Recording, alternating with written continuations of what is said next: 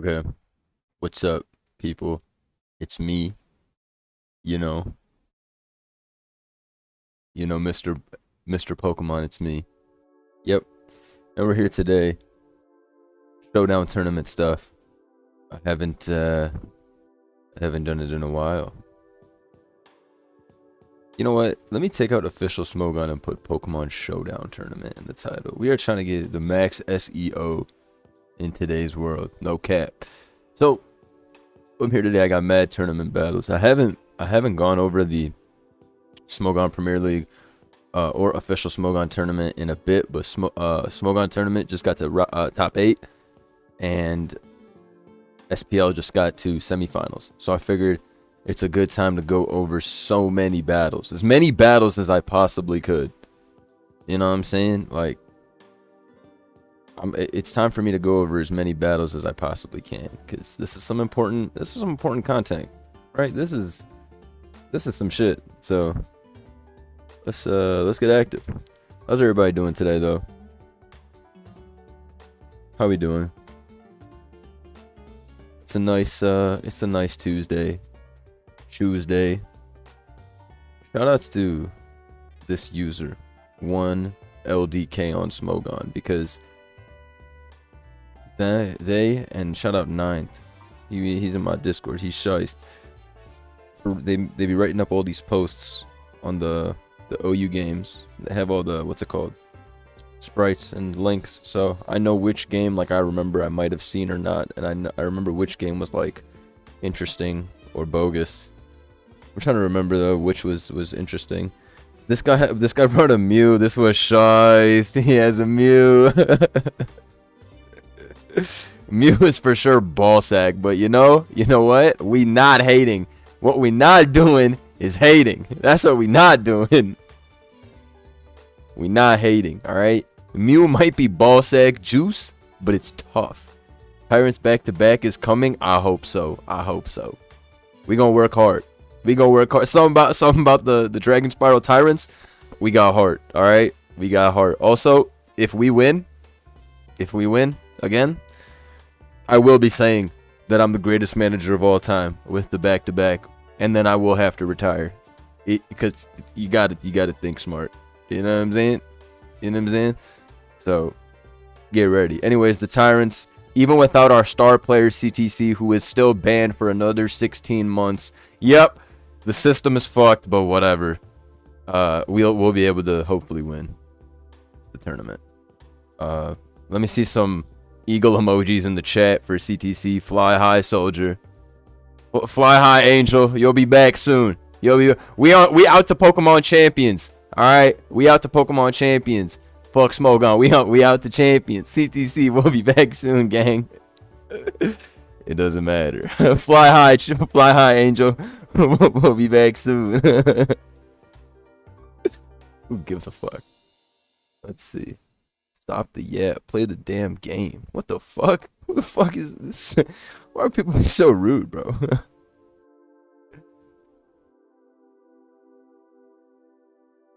Gonna come back first for CTC. Oh, dude. Unironically, it's gonna be Bert. When did the game start? Yo, shut your dumb ass up. Free CTC, he never did nothing. He'll be back soon. But anyways, I got a lot of games here, I guess. Last time I did this, it was week 5. So there's been 4 weeks since we last did this. Week 6. I don't even remember. I gotta go back through this post and I can lore build for you guys. So basically, I'll give you the background for my team. First, let me find the spreadsheet, because it's been a while since I tournament lore explained. I don't really do it anymore. I just kind of show the battles and move on, because I don't really care much. But I'll tell you how it went down with my team and how we got to where we got. Give me a second. Fuck. Okay, hold on. So, playoffs started yesterday after 9 grueling weeks of regular season, which is why this is the hardest tournament on Smogon Premier League. You got to survive for 9 weeks. There's another tournament like this too, the Smogon Champion League, but That shit is easier in my opinion. However, every time I've been in the Smogon Champion League, my team does bad, and I always go like 4-5, which is dog shite for my, you know, high level of skill. It's pretty shite. So anyways, I always do bad in that tournament, but it's like, it's lower tier focused. I'm pretty useless in lower tiers though. At least in old generation I can be of use, so I like the Smogon Premier League. Alright, where the fuck is the thread? Okay. This is my team, the Dragon Spiral Tyrants. Right. Let me find the dead sheet. I'm gonna talk about your World Cup. Shh. Yo, that's my one-off. They all on my balls, man. I can't have one off season. It's so crazy, man. Shout out Nat Spectro. Let's see. Overall, what am I looking for here? Standings. Okay, so is this all in view? Yeah, more or less. So my team made it as the 4th seed, just barely. We had to tie the final week, and we barely made it in, which was crazy. We be shitting bricks. We you know, on the final day of the final week, when you know everything is up to the final battle, people get nervous. People be shitting and pissing themselves. I've been there myself. In fact, I've been there myself. I done been in a tense situation in battle and done pissed and shitted myself. You know what I'm saying? It's a tough situation. On that final game, you'd be like, oh my god, I just have to win, and you want to win so bad, you fucking lose. You know what I'm saying? We've all been there. Probably a lot of you haven't been there, but I've been there myself. But yeah, anyways, our team started off with a win, then we lost twice, and then everyone was like, oh, yo guys, it's over. But we heroically rose from the ashes, obviously, because that's what it takes. Sometimes it takes 2 losses to bounce back with 2 W's. Then we lost to the Bigs, which was considered to be the worst team in the world, and everybody acted like it was World War III. But I just knew that naturally shit teams are my hard counter, so I wasn't mad. Also, the Bigs weren't even a bad team. They just underperformed this season, so I wasn't even shocked. Then we played the Scooters, and we epically boned them, and that was great. So we got an extra W off that. We tied the Classiest. This is the first ranked team. We tied them. If you tie, you get a point. But we needed a win. Because if we win, then we didn't have to worry about our result in week 9.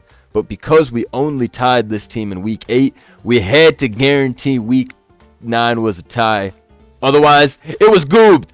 But fortunately, we did tie. We should have won, but it's all good. 1,000 lashes for each member of my team for not making sure we won.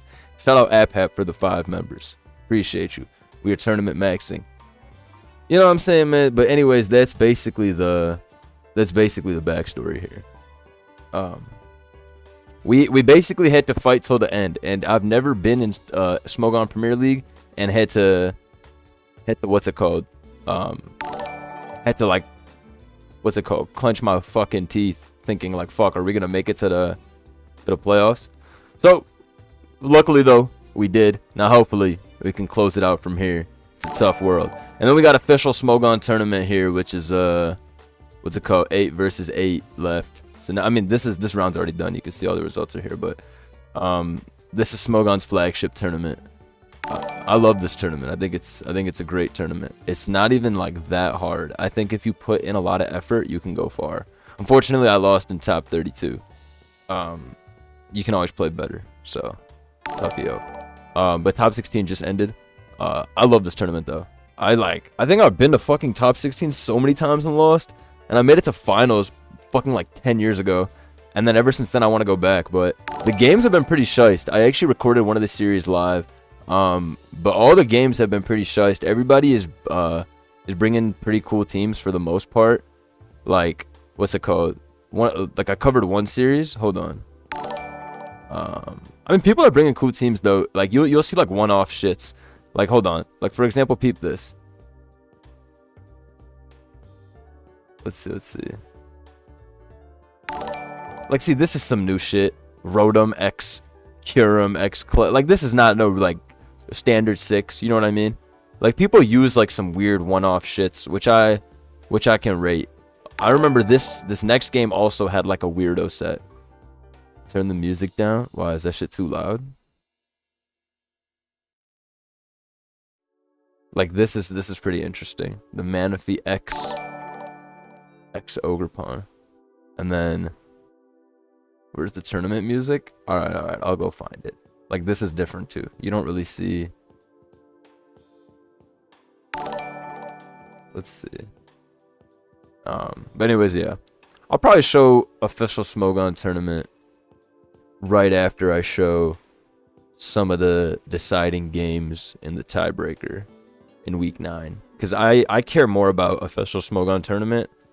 Like, I care more about watching the replays from that than I do about smogon Premier League. Even if my team is in the semifinals, I really enjoy that individual shit. I always find it to be really exciting to go through. You know what I'm saying? I always find that shit to be a thrill. How many teams can make it to playoffs? 4 out of the 10 teams. So playoffs already started.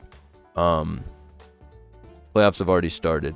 This is the matchups for playoffs. So my team is anyone with TYR, because that's Tyrants. So this is SV, our first 4 games.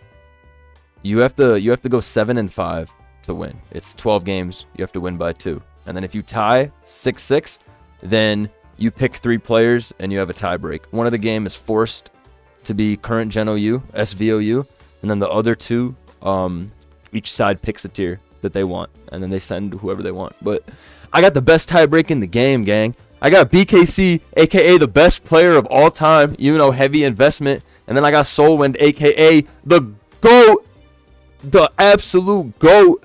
So, you know what I'm saying? And then SVOU is too easy.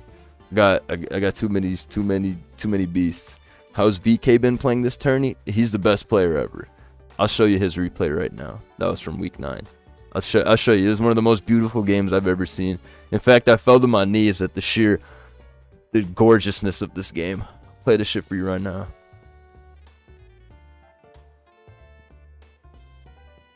Soulwind is the best player of all time. So now that we made it to the playoffs, it's nothing to worry about. It's nothing to worry about. You know, my guy, there's a reason I signed him on the Supermax contract. 30K Soulwind. You know what they told me? They told me, bro, man, and they really told me don't get him again. I said, bro, please trust the process. Anyways, so this was one of our deciding games, right? We were down, actually, I don't know if we were down at the time of this battle. But anyways, we had to win this game. Every game was important. Every game was do or die. My boy VK going into this was 5'3", new player. All right, we got him for 3K, which is the minimum price you can get in the draft. Meaning, he was completely new. Like, I don't think a lot of teams even knew about him, but I knew, and CTC knew, because we played this guy on the ladder many times, and he always be using sticky web.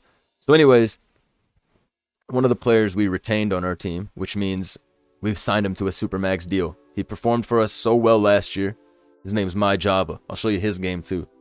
But his name is MyJava. He went 7-2 for us last year. So we signed him to the Supermax contract, and we had to have him for another year. He's too shiced. He's too shiced. And this year he's super shiced again. Anyways, he told us, you got to get my boy VK. Trust me, he's shiced. And in my head I was like, all right, man. Even if this guy is not shiced, I trust my boy MyJava, because he's so shiced that I know that anybody he vouches for, there's a high chance that that guy is him. So I was like, we're gonna take the chance. And my boy VK, he was going brazy this whole tournament. He was going absolutely stupid this tournament. He was 5'3" up until now.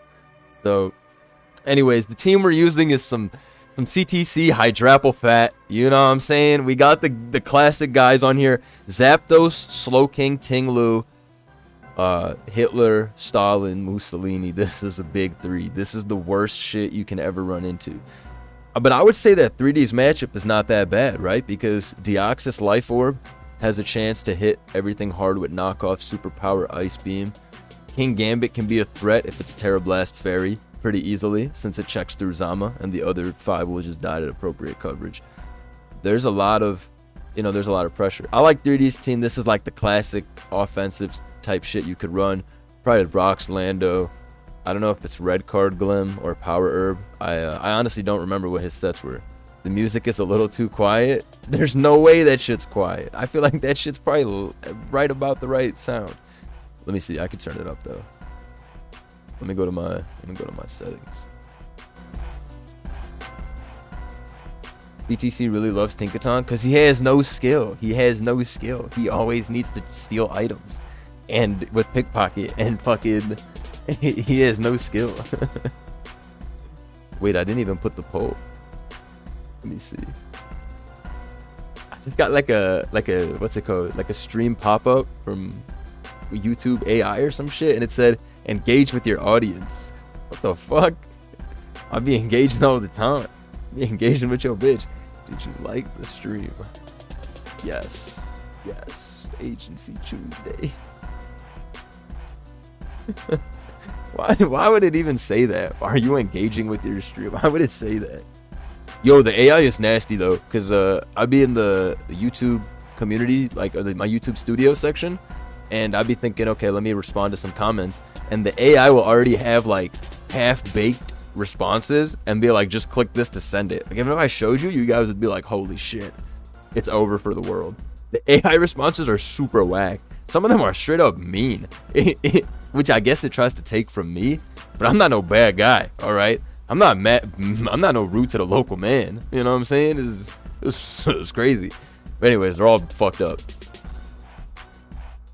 Let's cook. Is that inertial initiative Jolteon joint with Zapdos over Jolt, or did you use the team as a base? Oh, that's a deep cut. It probably is that team. CTC do use a lot of ladder teams as bases and then remixes the sets, so I really wouldn't be surprised. That's actually a good call. It might actually be that team. That guy's hilarious for getting to the top with Jolteon. But yeah, we got a classic Zap King Lu in this bitch. And then let's go. So my boy VK had to win. Watch the beauty of this game, man. Slow King leads into Ogerpon. Alright, it happens.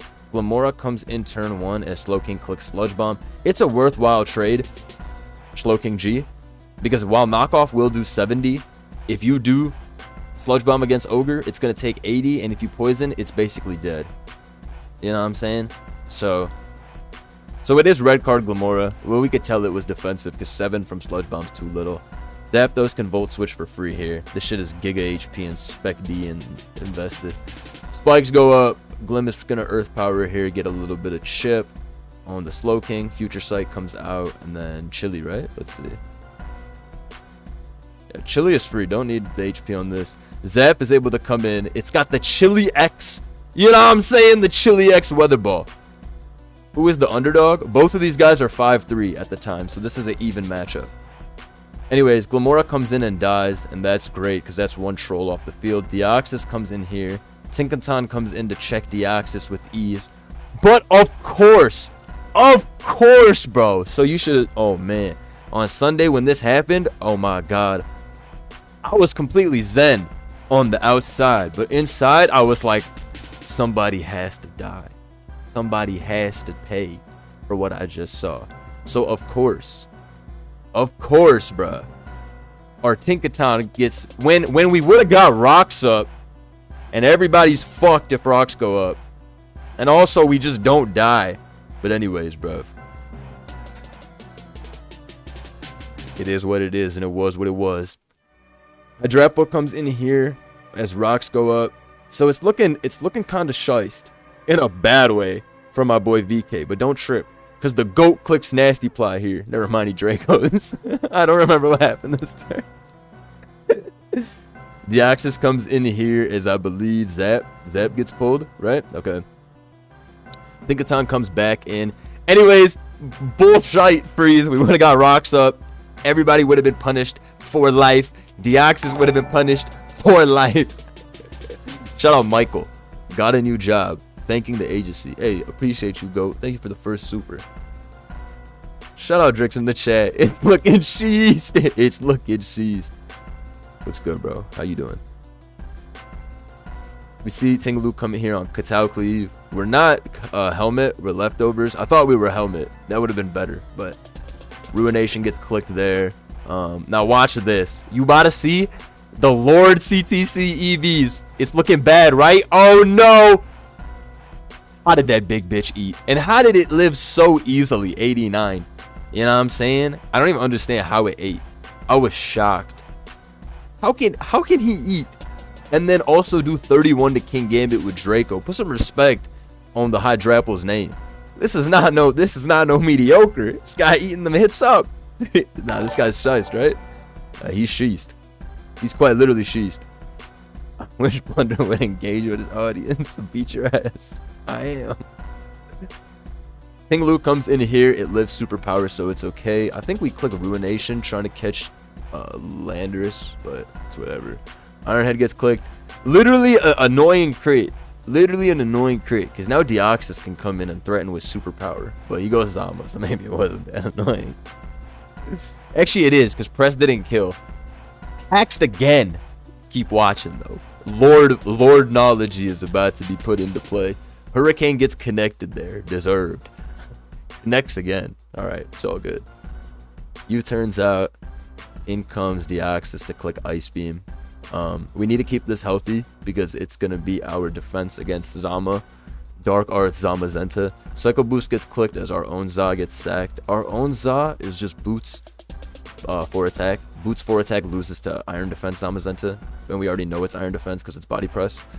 So there's no point in keeping ours. So that was definitely the right sack. Crunch does a shit ton here. Like 50 is way too much. So this is like max attack or some shit. I don't know. Anyways, Zapdos comes in for free. You can Weather Ball if you really want to. Okay, he clicks Hurricane. It didn't matter.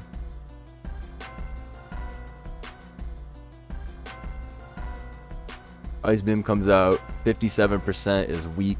Vote switch back into Slowking G. And now basically, as long as you know what I'm saying, as long as it's not what Terra Steel, I think we're fine. And that's just Terra. Actually, we have Flamethrower, so we won anyways. If it's Terra Steel. Yeah, because even if he Terra Darks there, it doesn't matter. He's not Rest. Zapdos Max Fizdef wins. And so that's going to be that. Zamazenta dies. Zap comes in. That shit lives this with ease. And then that shit's going to die. Anyways, VK is the GOAT for winning that. I remember when he won this, I was like, this is so beautiful, man. It was such a beautifully played game, man. Zamazenta could have been scary depending on the Terra. We actually saw Terra Electric Zamazenta in tournament recently, and that was fucking stupido crazy. But yeah, we won that one. That was a big necessary win. What else? What was a shice game? Let me go look through this. If I remember any of these. This was week 7. Let me go to week 9. If you guys remember any shice games, if you've been following SPL, do let me know. I'll pull them up. But oh, this game was pretty cool, I think. Or at least I like that Storm Zone brought a psychic terrain. And I also like Team Hellam has. I think that shit is pretty cool. Will I ever show you the CTC team archive? I'll show you the CTC team archive every fucking stream. And video. What are you talking about right now, bro? The level of free game that I go through every stream and video, just come on, man. I literally have bring these teams to tournament before they're even seen in tournament and I just have have some respect, please. The free game is there's levels. Relax. Okay, so we see what's it called here?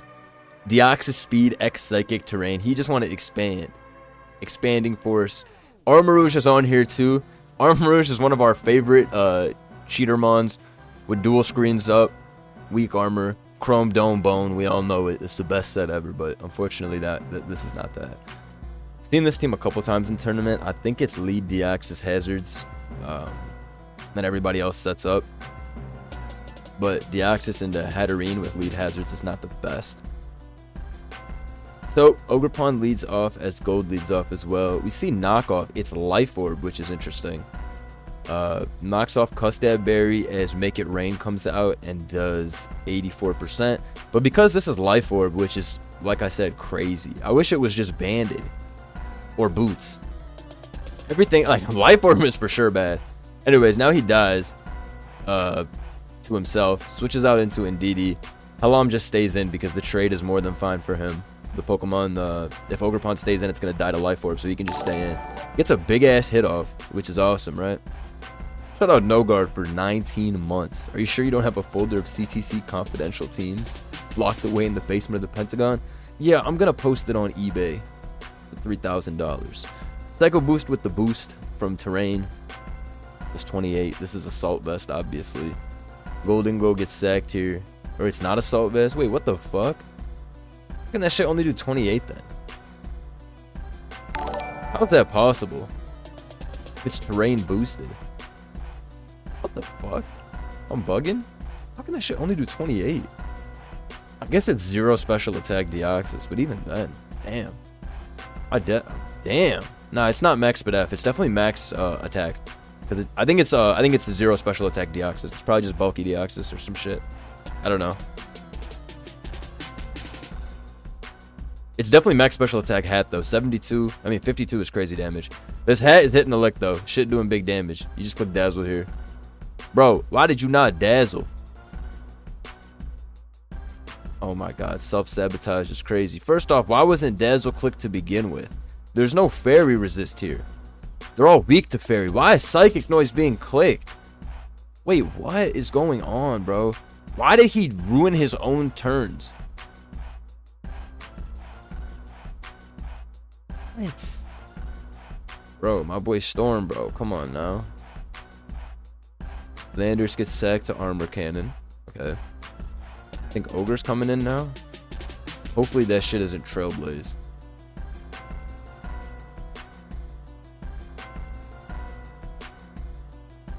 Let's see. I didn't... Okay. I didn't even realize there was an H-Wish in play. This is pretty good, though.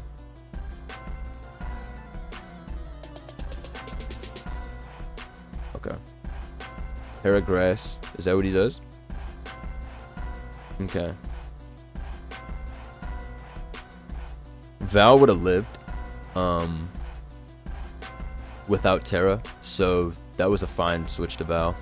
Rock Tomb to stop the Roaring Moon from speeding up is shiced. That's some boss shit. But I think Terra Water Ogre wins from this. Also not kills, does it not? Oh my goodness.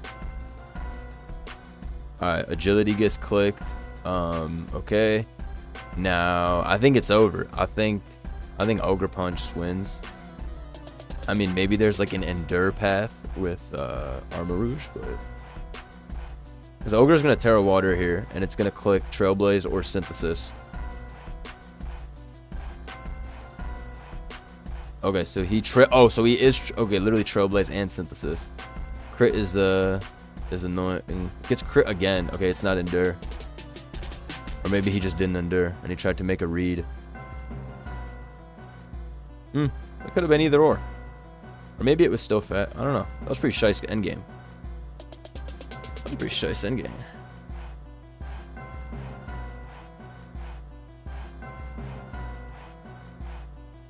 That was pretty shice endgame, I must say. Anyways, this is why you can't run too many UU Pokemon on one team. You gotta get every turn right, because there's just too many shit Pokemon. Attribute game. Oh, that game was outrageous. Mad guys bringing Deoxys speed lately. I've actually noticed that as well, Jared. There's mad Deoxys speeds in this bitch.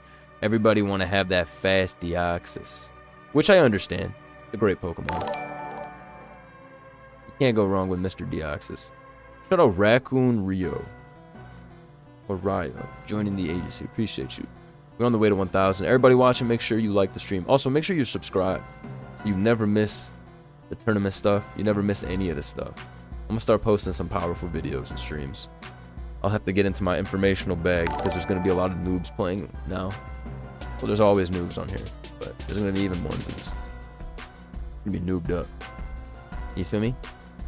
What was an interesting game? What had shiest sets? Was it this? I think this was played really well by BHKG when I watched it. Yeah, I remember this being a good game. I remember BHKG played a very shiced game here. Alright, 1 second. My shit is lagging like a bitch. Give me a second.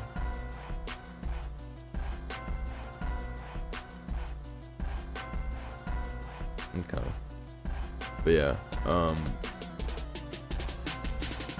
I remember BHKG played this game really well. I was impressed. I was impressed with what I saw, with what I noticed. Okay, so this is from what, 2 weeks ago? Or a week and a half ago? Turn 1 T-Wave on U-turn.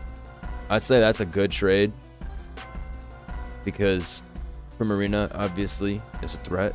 This is one of the easiest switch-ins. But once this is paralyzed, there's literally no switch-in for Moonblast and Surf. So, that's pretty good.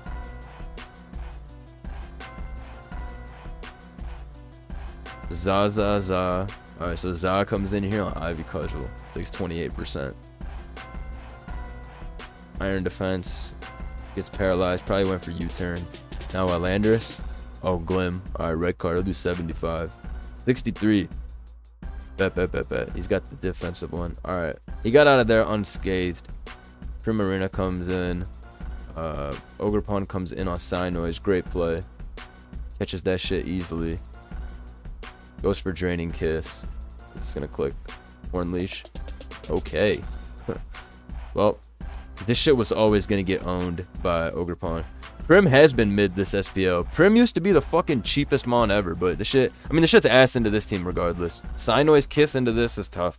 So you want this set when you're up against Clefable plus... First off, I don't run Draining Kiss. I run Moonblast because Draining Kiss is for noobs, bro. This shit has base 126 special attack. You want to kill with Moonblast. Draining Kiss is some greedy shit.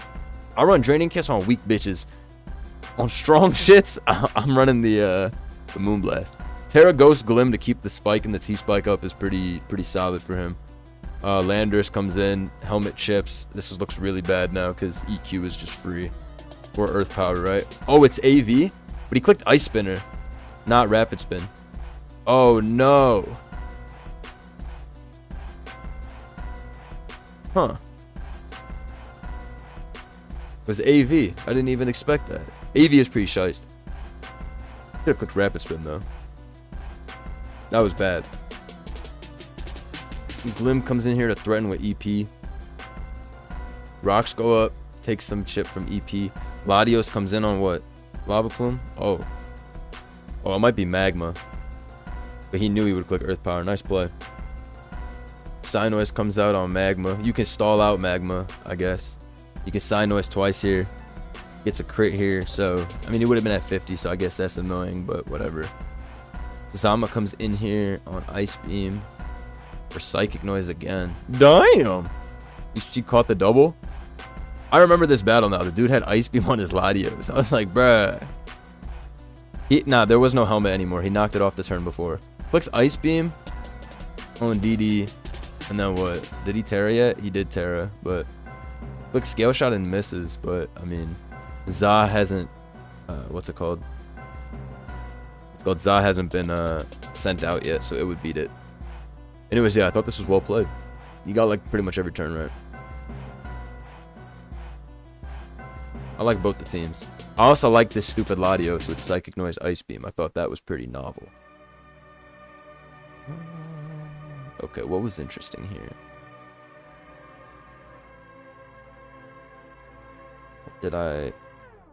I haven't seen this Mew game, but I'm interested in it because I love Mew. You know what I'm saying?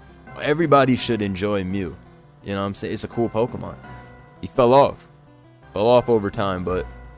Alright, if we see lead, it's going to have Thunder Wave and Hazards, probably. It takes 44, which means it's defensive as shite. Rocky Helmet, okay. Wisp comes out. Alright, bet. I mean, that works. You can start setting up Hazards. Sludge Bomb gets clicked. Taunt gets clicked. On Chili. Great play. Clicking Taunt. Get up your rocks here. It's perfect. Another Spike. Sludge Bomb. As long as no poison, it's good. Oh, that's fantastic that no poison came out. Taunt again, right? Oh, okay. I would have chillied out. I would have for sure chillied out. This is like the worst shit ever. Click SD for free now. Actually, oh, he's shiced for that. Oh, is he Bandit or Life Orb? Oh, he's Life Orb. Okay. I was thinking it was Boots. Zama comes in, and then back out into Tusk. I like that he has Boots on Tusk. I find when you have teams where everybody needs their item, I like Boots Tusk a lot. Everybody wants to use Greedy Helmet Tusk, but Boots Tusk is really solid. This shit comes in here, clicks U-turn. It's gonna go into gold. There's too many hazards up. Hell nah. Alright, whatever. I mean, he -1, so he was walled regardless. Okay, that career mattered, but, like, at that point, this shit was not gonna get the spin off. I don't think this is winnable anymore. Let me not say that yet. Oh, shit. Never mind. It's probably goobed. Landers comes in. You got DD again. Damn. Okay. Scarf Landers comes in and clicks Stone Edge. DD's again as a ground type. Doable. DD again, right? Okay. Kill this. Doable. Oh, shit. Yeah. Okay, wait. So he predicts Terra Ghost Ice Shard here? Probably. Yeah, okay. Terra Ghost Ice Shard does happen. Guard comes in. Nice switch. Oh, but he's gooped to Earthquake. Oh, TPP is gooped to Earthquake. It's just gonna sweep. Yeah, it's just too strong. Ogre comes in here. King Gambit's gonna take. Okay, U-turn gets clicked, but Ogre's just gonna die the next time it comes in. Weavile comes in. Can click knockoff for free. Yeah. This comes in trying to catch Landers, but Earthquake kills Dragonite, I'm almost certain. Yeah. 55. That bitch is so strong. Damn. Nah, Mew went crazy. I mean, Deoxys would have got the hazards up too, so I can't really say that Mew did anything interesting, but well, not whoa. Saying it didn't do anything interesting is hating. It did. It got up all the hazards and it burned some, and it taunted. The shit quite literally got off the goob nut if I had to be objective.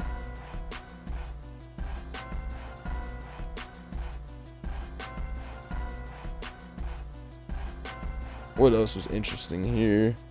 Any cool teams?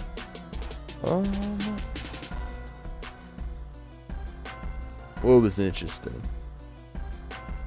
Let me see. Oh, this game was fucking interesting. I guess this is the price you pay when you bring some shice teams. Let me find it. Where's this bullshit game? This is the one from my thumbnail. This is...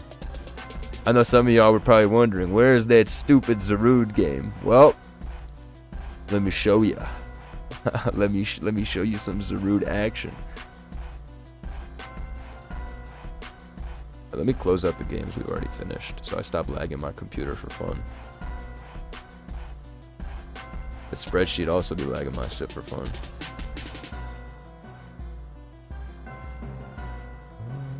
Give me a second. Just closing out the shit we already saw. This is the OST. I'll come back to that. Yeah, I'll come back to all this OST shit. But anyways, this ain't that some shit. M4s. I ain't playing no M4s games. I'm not trying to give y'all a headache seeing that bullshit. Anyways, yeah, this has got to be the worst team of all time. And Crying is one of my homies, so I'll be rooting for my, my old friend Crying. I'm serious. My old teammate, one of my favorite teammates, but Crying always bringing some bullshit to tournaments. So when I saw this, I was like, yep, here we go, some more bullshit. Old Spice Mike has brought a team that has been used a couple of times in tournament. I don't know who made this team, but it's a pretty good team. It's Dragon Dance, Terra Ground, Dragonite with Rock Slide, and Earthquake. SD Gliscor. I think it's Boots Samurai. I think it's Scarf Gold. It's a good team.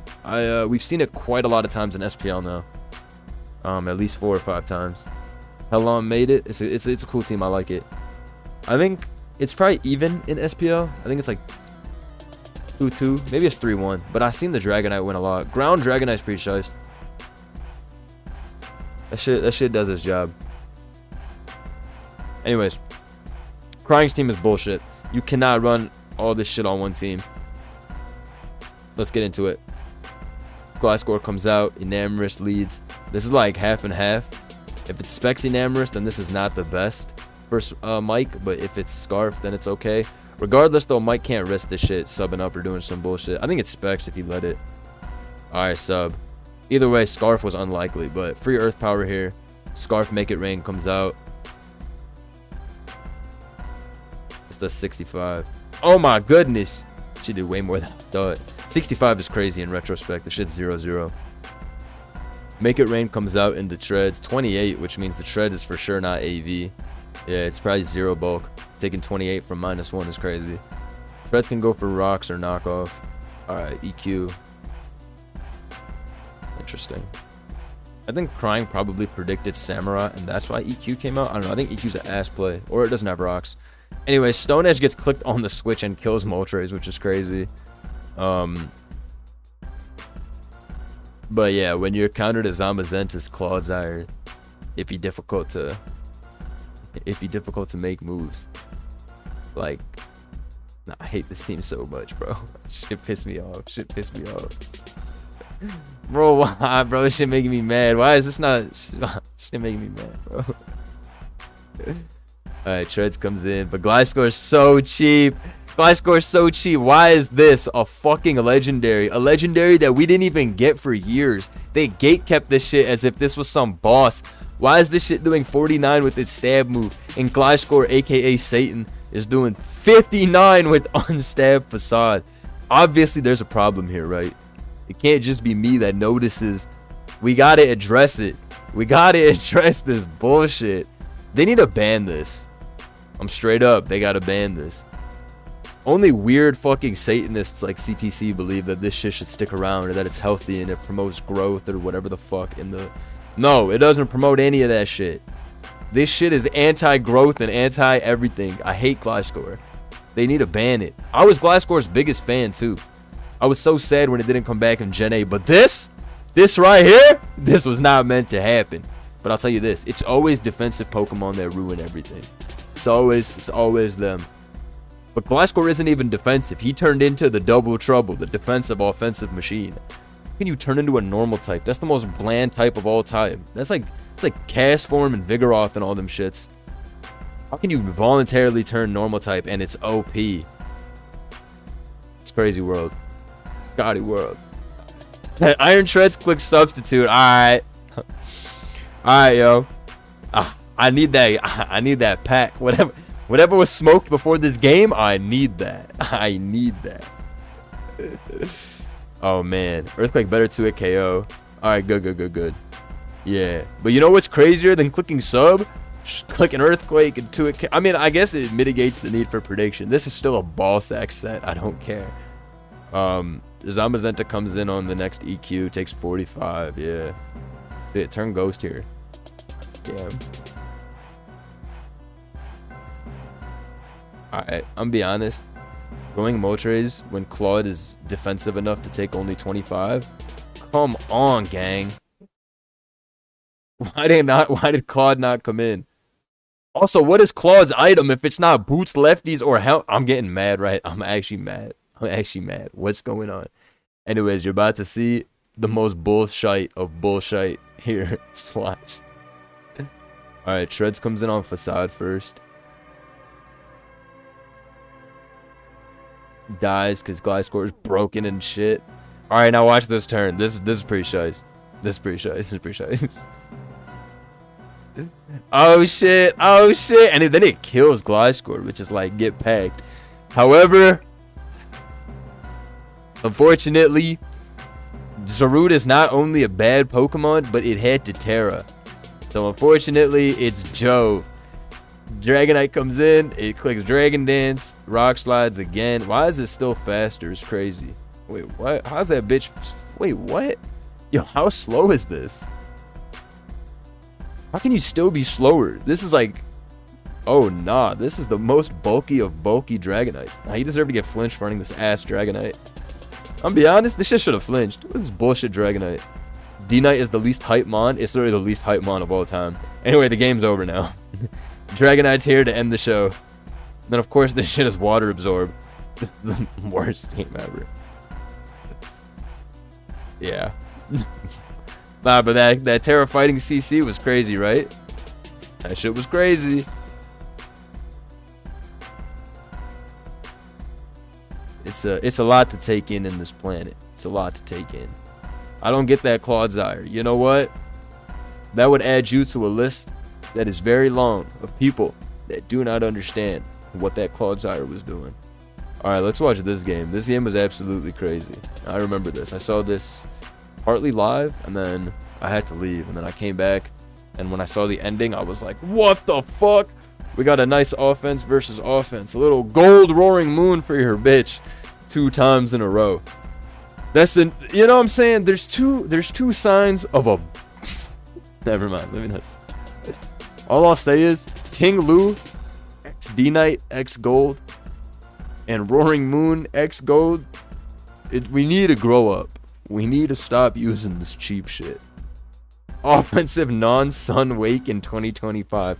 I'm not gonna hold you. I thought the same thing. Every time I see a booster wake, I'll be in weatherless. I'm like, damn, you really going for some shit, huh? Because the wake is crazy. Shout out Shakes for 28 months. Free my GOAT CTC. We working on it. It also doesn't matter. Pokemon champion soon.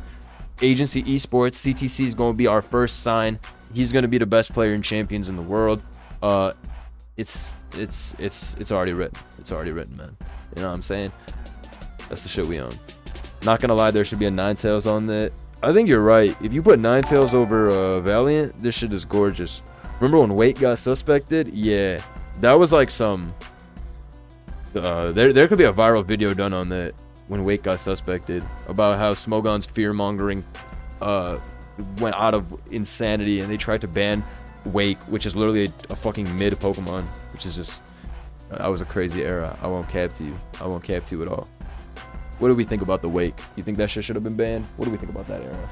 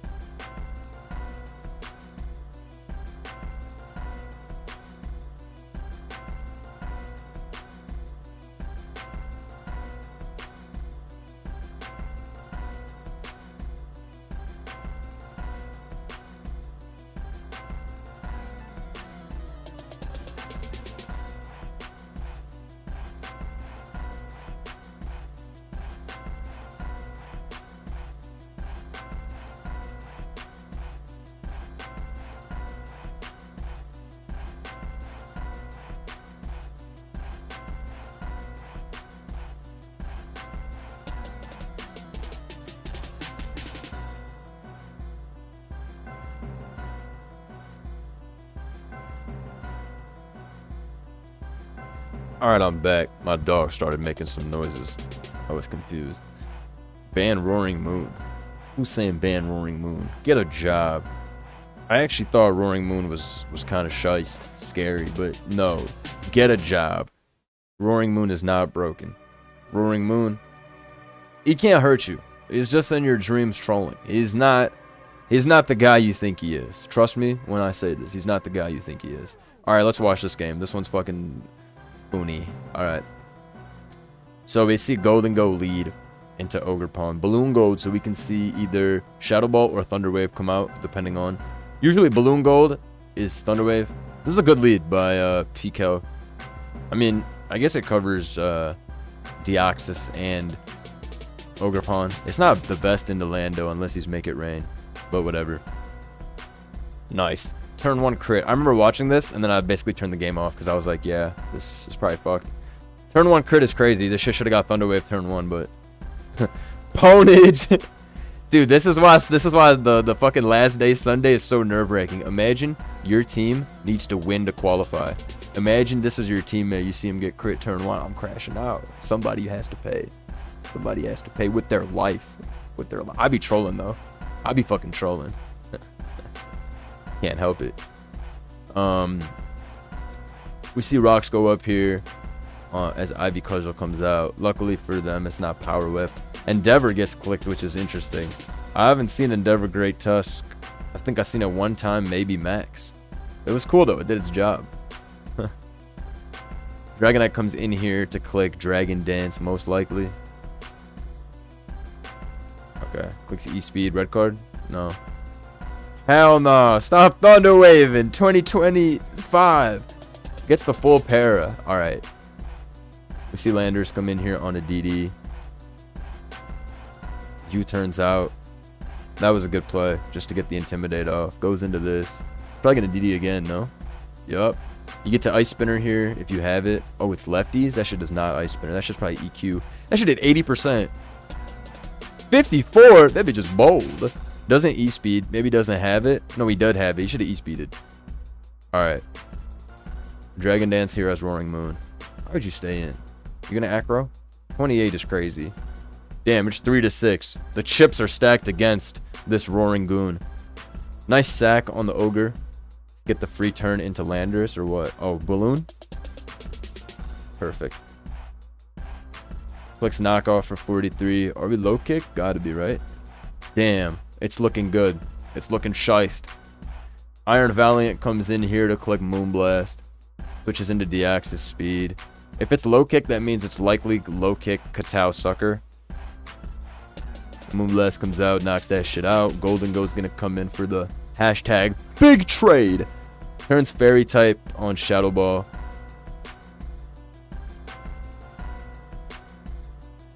Knocks that shit out with a Make It Rain.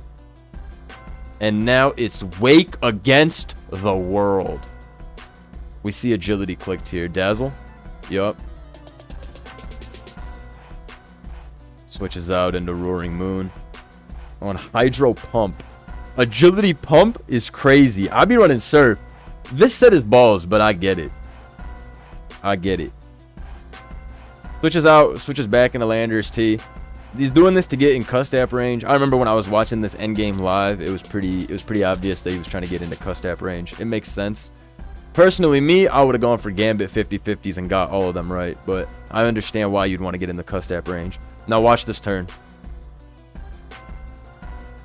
Oh, Custap! Oh my god, he turned into a poison type, bro. What the fuck? And then he clicked Terrible. Bro, ain't no way. Ain't no way. Ain't no way. Ain't no way that shit just happened. Nah, seeing that shit, I was like, bitch, what the fuck just happened? Nah, he shiced, right? He kept that shit in the back. Terra Blast. That was so brazy, right? That shit was so funny. I think the set on this was, because people were like, why didn't he just Shadow Ball at the end? It would have killed. But it didn't have Shadow Ball. Obviously, he would have Shadow Balled if he had it. Terra Blast Poison is crazy. I expect this to be Terra Blast Steel. That's what I run on Agility Wake, because it gives you chances to set up, and it's usually sub. This is 3 attack agility, though. But Terra Poison is crazy. I mean, if you want to argue semantics, the correct play is, like, Make It Rain, I guess. Because it covers the Terra Steel. The last move was T-Boat. So maybe that's even more correct because it can paralyze, but whatever. But yeah, technically the more correct play was to click Make It Rain because it has a chance to kill Wake. And it was saving Terra the whole game, so... You know what I'm saying? Steal for who? It's just all purpose. You take on G-King, you take on Fairy type move. Like Draco, all that shit. Steel is just good all purpose. That's what I've always seen on Agility Wake. But it was pretty cool to see this, dude. Fucking Terra Blast is so crazy too. Poison's not a bad defensive flip ever. You can outplay Valiant with that, or rather defensively outplay it. I feel like Gambit Sucker Punch Gambit was the play. I was thinking that too after this. I was thinking instead of going for the Custat path, I would have just... But it's easy for me to say that as someone watching. It's very easy to say that, oh, why did he go for the Custat when you can just go to Gambit? That's some like pushing your glasses up and going, well, actually, I would have gotten all the 50-50s right with Gambit. So I can't even fault somebody for that. Like that's some tough shit. Also, majority of these are substitute agility, and I thought it was substitute agility up until the very last minute, as did I'm sure everybody else, including attributes. So it's very hard to say that Gambit was correct. As the Custap is fine. He just shouldn't have clicked Dazzling Gleam. He should have clicked Make It Rain, or T-Bolt. You can miss pump on Gambit, yeah, I guess, but still, it's very difficult to say. It's still, you can still get outplayed that way. But then again, keep in mind PKL got hacked pretty bad. Turn 1 not crit on his gold. And then also, what's it called? The D-Knight got full parrot on T-Wave turn, so this is pretty heroic. I know the... What avatar is this? Scooters? I know they were probably happy. I would be too. That was a hype game. That was a cool one. What else did I watch? I thought this was interesting from a team standpoint. The teams used in this game are pretty cool. Let me find this shit. What am I looking for? Clean versus, confirm. I like the teams used in this. It's some shit I haven't seen before from anybody. So first we have the rare Ninetales balance, which is like what? And then we have Heatran bulky O. I think Heatran's a shit mon, but I get it, I guess. Heatran totally bones Pecharunt. It also can beat annoying shit like Corv. Heatran's honestly a great pick into this team. It's able to check 5 out of 6 Pokemon really well. But yeah, Snow Balance is definitely some unique shit. It's definitely bad. I'm gonna tell you right now. This Aurora Veil guy, you need to pack him with some cheap booster guys. Me personally, I would have swapped any of these shitters for an Iron Valiant, clicked SD, and killed all 6 off the Veil. But we'll see. I don't really like Heatran though, as I keep saying. This shit, if you don't hit Magma, that shit is not shiest. Threats on both sides. Raging Bolt is a big threat for this, but Heatran will check it. So actually, Heatran, I sense a LeBron style performance from Heatran. Tusk is a threat if it's a tag booster, otherwise it's gonna get checked really easily by Corv and Ogerpon. Yeah, man, Heatran might be man of the match. I also see Dragapult beating everything with Wisp Hex over the course of the battle, because Alomomola is the counter to Hex. Good lead. Heatran gets let off trying to catch, I mean, mostly anything. Tusk is a good lead. Yeah, you don't want to lead Ogre into Veil, Bolt, or Petch, so good play. Knockoff gets clicked turn 1 into this. That's why you got to run my Shiest Bandit set and click Close Combat on the Switch. Max attack is obvious from that damage. You just click Cudgel here. That's 37, that big ass chip. It's gonna switch out here. U-turn comes out, that's free. That's down to 63 now though, so you gotta be careful. The next time that shit comes in, Cudgel will be clicked and there's no real switching. Headlong Rush comes out here. Okay. This is Rocks, Headlong, Knock, Spin. Synthesis, so Ogerpon is actually... Oh, that's actually really nice for clean. Because now Corviknight never has to take a knockoff, which, you know, Tusk is meant to knock off Corv in this matchup. It's not going to make that much of a difference, I'd say, because there's not even physical attackers here that really, you know, attack into Corv, barring Corv of their own clicking U-turn, but, yeah. Parting Shot gets clicked. We now see why there's a Heatran on this bitch. Shout out Big Sama in the chat. Let me see some Mr. Crows in the chat for Big Sama. Headlong Rush continues to come out doing 41. That shit is so strong, bruv. Synthesis comes out. U-turn for the nice 3%. That's tactical chip. A lot of you don't understand that 3% goes to Pult on the Parting Shot, which was a great play. That was a great play. Knowing that Heatran is so free that he'll never click Malignant Chain or Hex or any of that shit. So going into this to gain momentum immediately was a strong play. I would assume Mola is AV because this team has no Ghost Resist. Let's see. Okay, gets Wisped here. U-turn out. Alright, get some Helmet Chip. Nice job going to Corv. That's a nice chip. Great Tusk comes in here on Stealth Rock. Okay. Ogerpon comes right back in on Spin. Rocks go up. Okay, takes the trade. Petch comes in on Ivy Cudgel. Takes 42 crit, but it's classic. U-turn. Keep this thing low. 49%.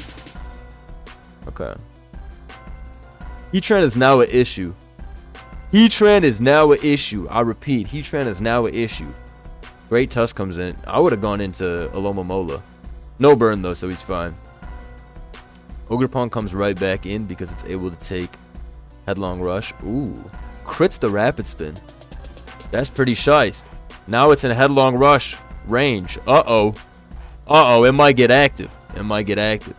Obviously, Corv's going in here. Me, personally, I would have gone Bolt here. Knockoff. Knocks off the helmet. I would have gone Bolt there, though. On some G shit. Alright, he goes Bolt here. So I guess nothing is lost. Heatran comes in on Calm Mind. Okay. Are we clicking T-Bolt here?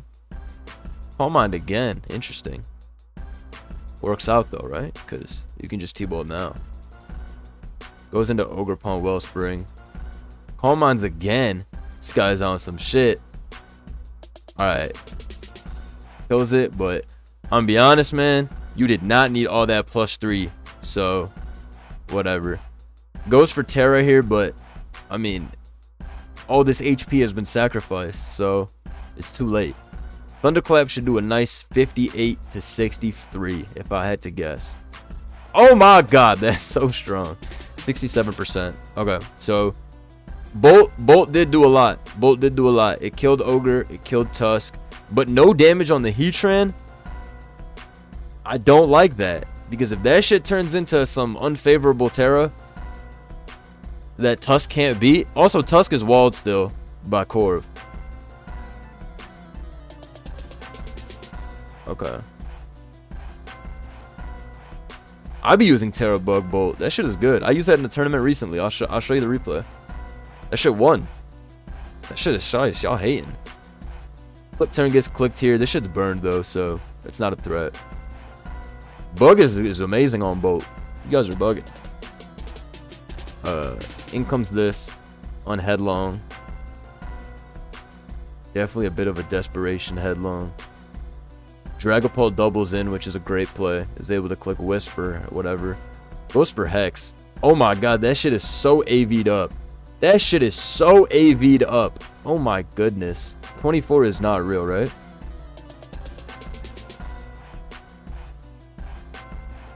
Alright, let's see. U-turns out.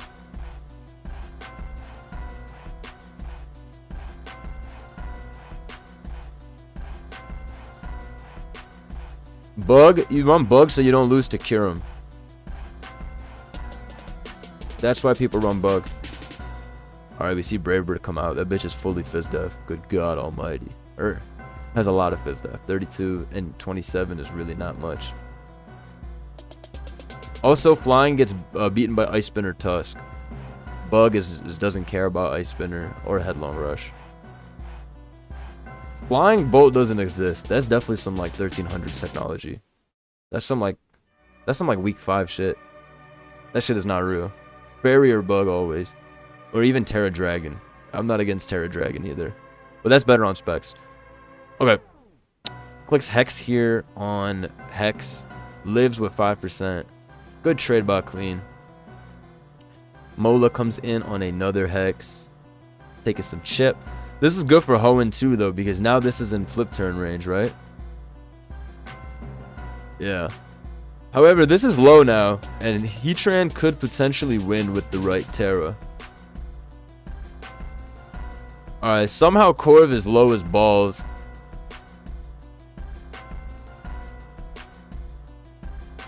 How did Corv get this low? This is definitely misplayed. How did Corv not click Roost one time in 43? Yeah, this is definitely misplayed. Alright, nice double into this. He's gonna click Rapid Spin into Corv. I guess you can also Headlong if you're scared and click Rapid Spin the next turn. Alright, nice job clicking Rapid Spin. Yeah, there's no way Clean can stay in there with Heatran. He'll lose immediately. The shit comes in on Brave Bird, so that's a free recover for Hoenn. But then Clean is just gonna get to go into Heatran for free, so it's like... It's not great, right? Because rocks are going right back up, I think. Okay. Right, yeah, because he's too scared to go into Tusk. He could get burned and lose, so you can't do that. You just flip out. Nothing can kill this, unfortunately. Ninetales comes in. The shit is boots. I mean, Blizzard is oh no. When the counter is freezing, it's crazy. Anyways, this goes back to full HP. Now Heatran's just gonna come in. Yup. Petch come in? I mean, I guess you can just go back into Mola and flip, but it's too much chip. I think if you're gonna Encore there, you go into Tusk. Earth Power crit is actually, like, it actually means something because the shit negates any and all recovery that could have happened here. I think the Heatran is pulling this shit out. This annoying ass shit can't break. Yeah, and then this is gonna Hex does too little plus pressure. Parting shot on Brave Bird, back to Petch.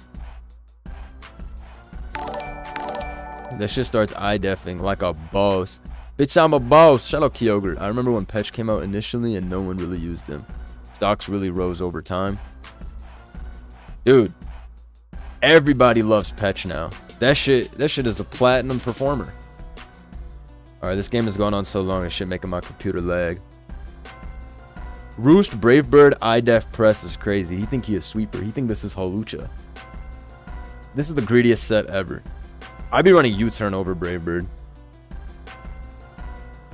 which is also equally try-hard greedy.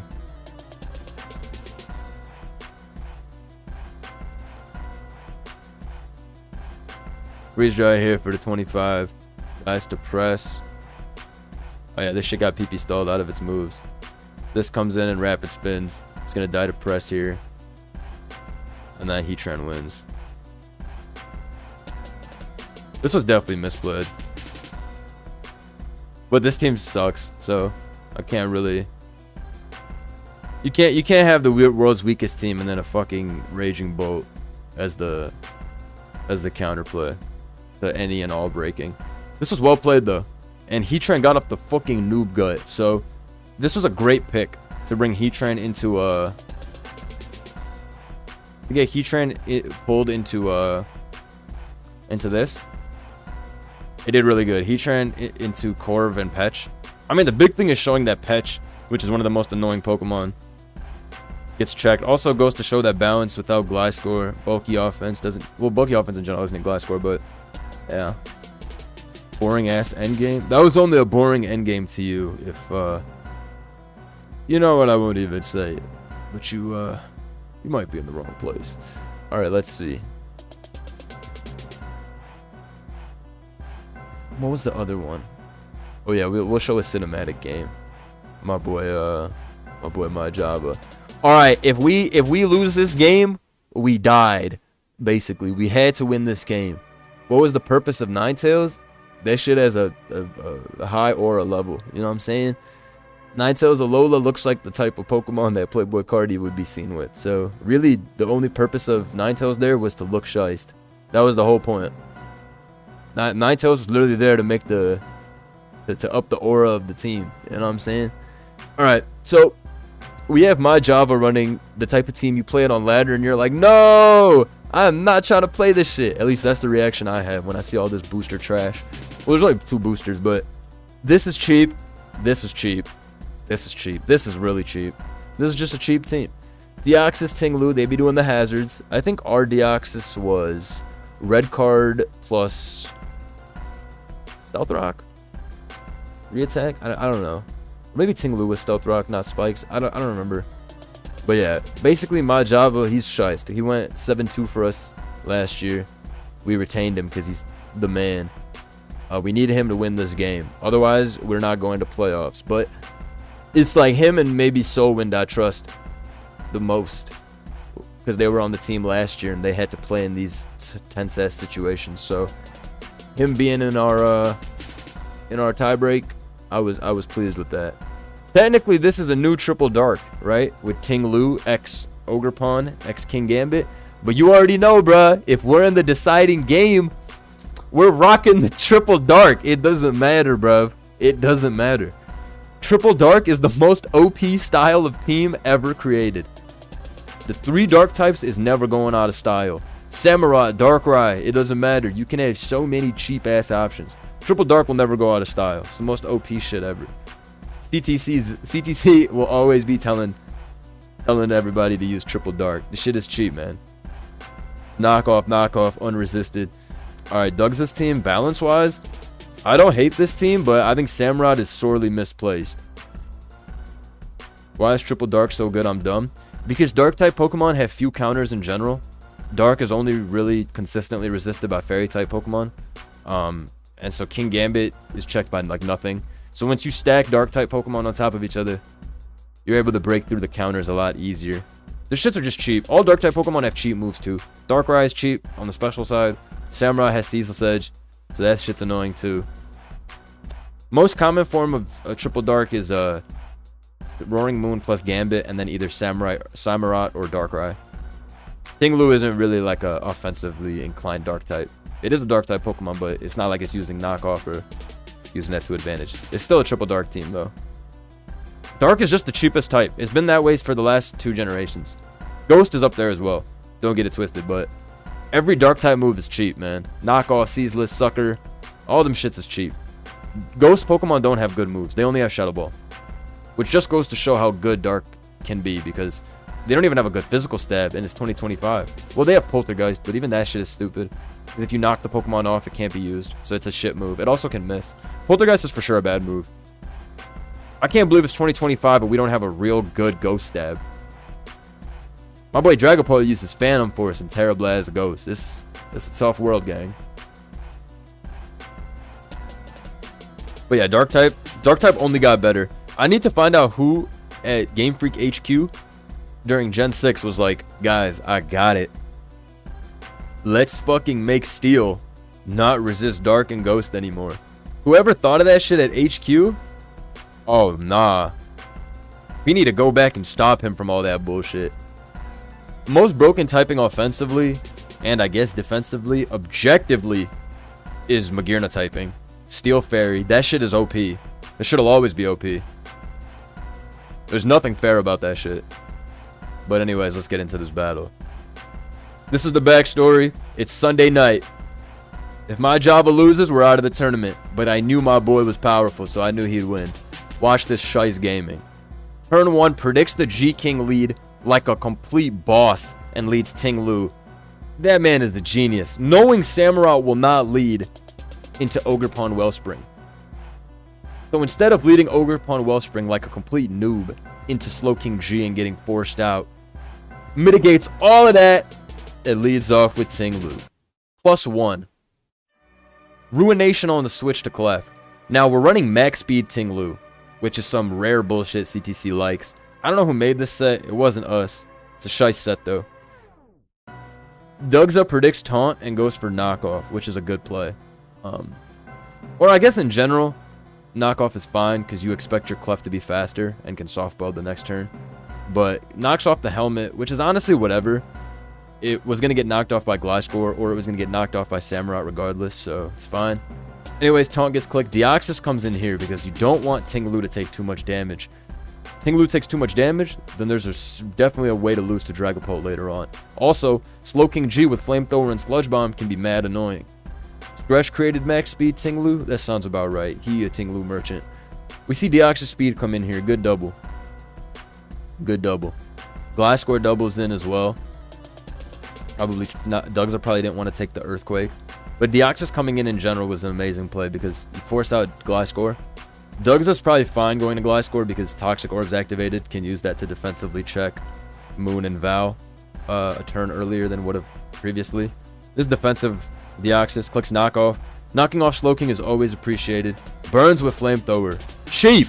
Cheap! But it's all good, gang. It's all good. Ogerpon comes in here on the double to Slowking. Watch this lordly play. Because he stayed in on the first Flamethrower, my boy My Java knows this guy doesn't have it to click the Flamethrower again. Lord switch. We see a Katao Cleave skit hit into Skarm. It does no damage, but Skarm is honestly a tough matchup for this team. The only mon that really pressures Skarm is Iron Vow.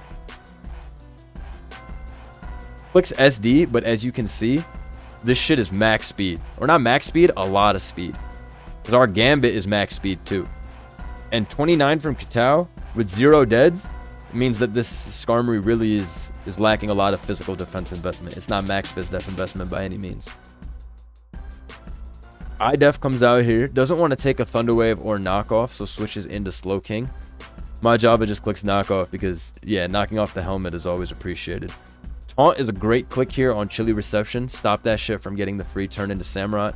I personally think that on this turn here, turn 13, Dugza should have gone into Samurott. Samurott getting knocked off doesn't matter, and you need to get some hazards up. You need to do something. This team's weak as balls to hazards. Everything on this team is weak to hazards. Every single mon. So I don't really understand why Dugza was just staying in with Slowking.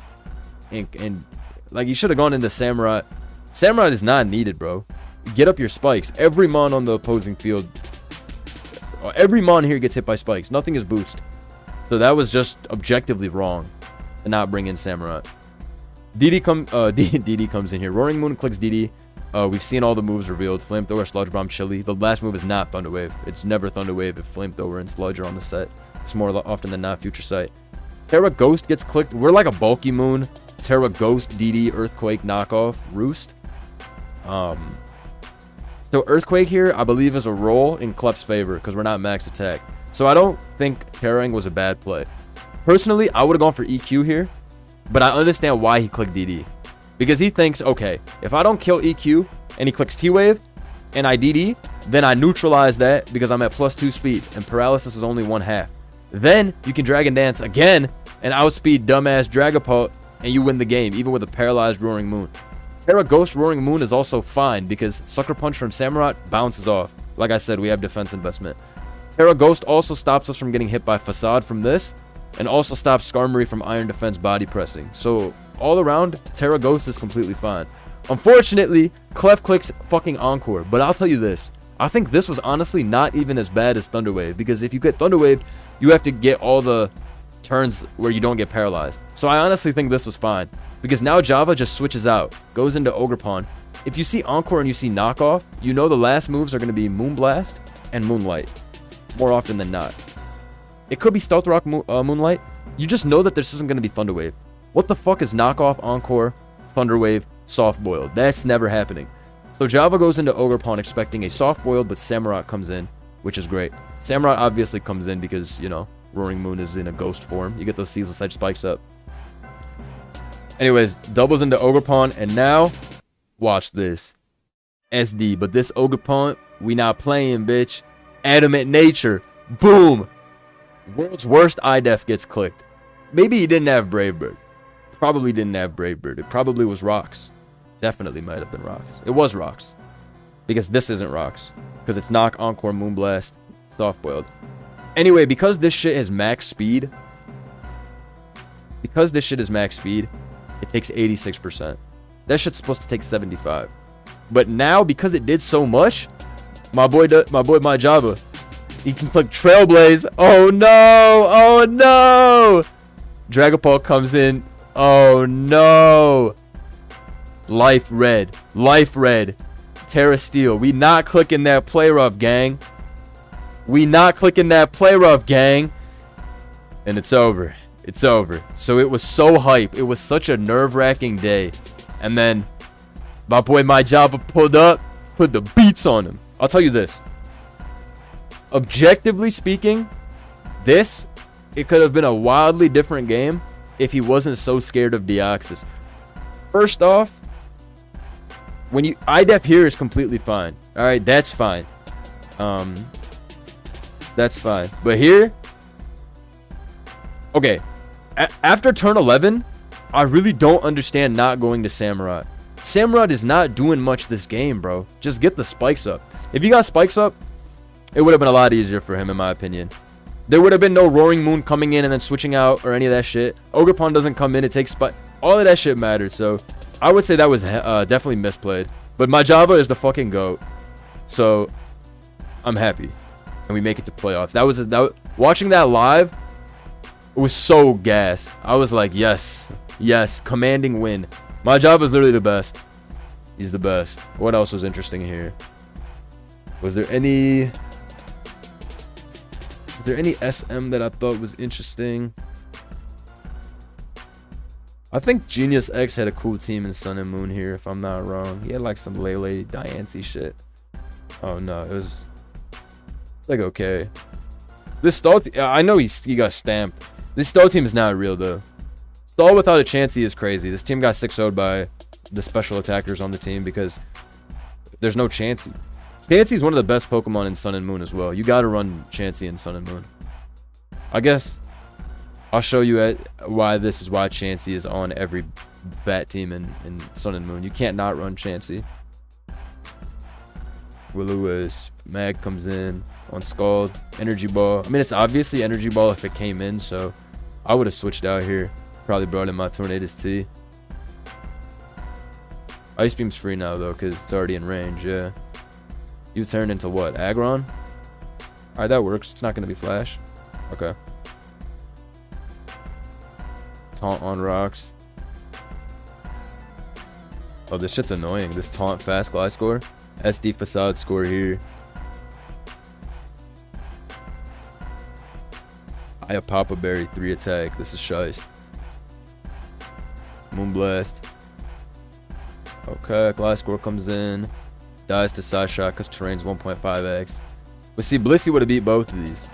Or Chansey would have beat all of that. Psyshock and Moonblast. Could have been Taunt, I guess. I also don't like Stall without a Toxapex. Toxapex would have easily exposed Magearna for being the fraud it is. Yeah, basically this. I think untraditional Stall is fine, but you can't go past the basics. Toxapex and Chansey in Generation 7, you gotta have them boys on Stall. You gotta have them boys on Stall. Chansey is a beast in Gen 7. I would argue that it's its best gen. It's literally top 10 in Gen 7. This should kill. Because it's not AV. Yeah, nice. But it's over.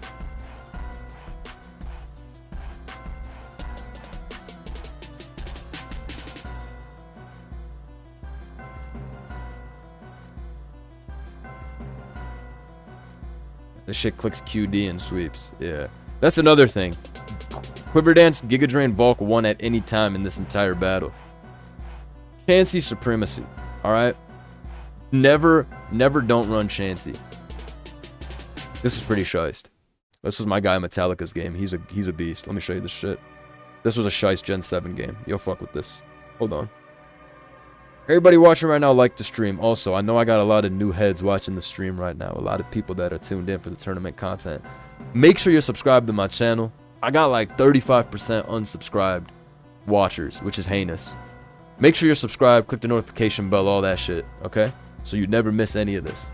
So my boy Metallica, we gave him this. This is actually my 2019 team. I'm so serious. BTC made this for me back in 2019, back when I was playing in Smogon Premier League and Sun and Moon was the main gen. But there was a Lopunny over Heracross. But my boy Metallica said, I want to use a Heracross this week. And it was a do or die week. So I was like, bro, Heracross sucks balls. I don't know if we should bring that. And he was like, trust me. I see the vision.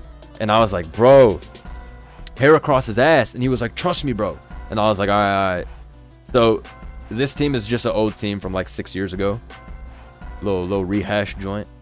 Yeah, this team looks mad. This looks like a Mad National Dex type game, right? But yeah, Mega Heracross. And look at the team we ran into. Chansey, Latias, Ferrothorn. So when I saw the matchup, I was like, oh, hell yeah. Heracross is not bad at all here. I probably am hating on Heracross too much. But it's just one of those things where it's like, there are some Megas I love spamming so much that I just can't. Some Megas I tunnel vision away from and don't even want to look at. But yeah, that's how you team build. Take an old team, swap out one mon, and call it yours. No, but this is quite literally my team from 2019. So we repurposed old heat. Era owns this Charm Flash fat type shit comp loaded. Exactly. We figured that the opponents, the Tigers, would just run some fat shit with like a Ditto or like a Reuniclus plus Scarm and think, hey, this is an easy win. So Metallica was like, I'm going to play against fat. We're going to bring Heracross. Usually when people play against fat, they go like the fat breaking route, but also the safer route. And the safer route means they run like a Zard X or something that has a better defensive profile. When you run a Heracross, this bitch has 500 attack. You're going for the read that you're going to play a fat team. If you play an offense team like Lele, Zam, Volcarona, Tornadus T, your shit's not even going to come out. Like, the shit's ass. So, you know what I'm saying? It's going to be fire. It's going to be fire when you see this battle.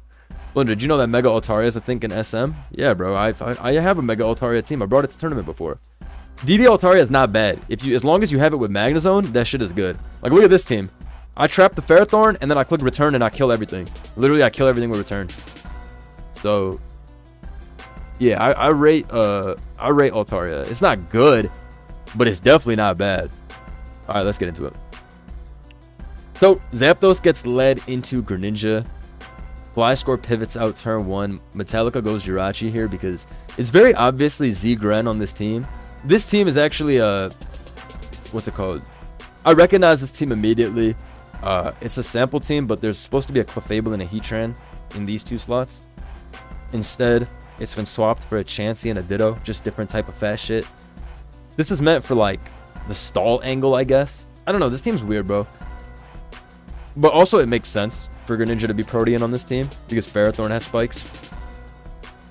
And Protean Gren is always going to be one of the best breakers of all time.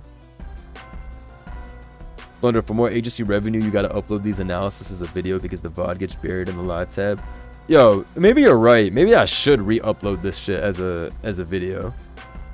But like without the pauses, obviously. I'd have to get it edited. But yeah, you're right about that actually. Maybe I will do that. You guys think that's a good thing to do? To re-upload some of these? Well, I would start from now. I wouldn't re-upload old shit. Old shit is old shit. But yeah. I didn't know that the live tab, it gets buried. If the shit's better to be re-uploaded, then I'll try to do that. Because, yeah, I just chop it up and get rid of all my fucking pauses and shit. And then if people want to see the live stream, alright, I'll try to do that. I'll try to do that. Okay, Rock Blast gets clicked here. Okay, so we U-turn immediately into our Heracross as Comp goes for Stealth Rock. Yeah. If this is Stealth Rock toxic, it's kind of shite. But fortunately, it's not toxic, so thank God. But my boy Metallica went to Heracross so fast. Like, his timer hasn't even showed up. As you can see, he's clicking immediately. Opponent's timer Comp, his timer's already down to 60 seconds. But Metallica tested so much this week, he wanted to win this game so fucking bad that I think he just knew immediately that this wasn't toxic. He played against this type of structure anyways. Anyways, in comes Heracross. Looking at Comp's team, he doesn't have anything that can take a hit from Heracross, so he goes into Ditto. And yeah, it's gonna Rock Blast back.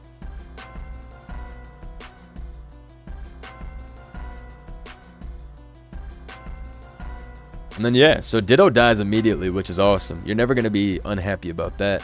But Comp is also happy because this is the biggest fucking threat ever, and it's down to 36%. Either way, I don't think Metallica made a wrong play at all trading that. It's kind of hard to switch into a fucking Mega Heracross with his team as well, so I don't hate this play at all. This guy comes back in here to click Ice Beam, but it actually clicks HP Fire on the switch to Jirachi. But we're Spadef, Wish, Protect, Jirachi.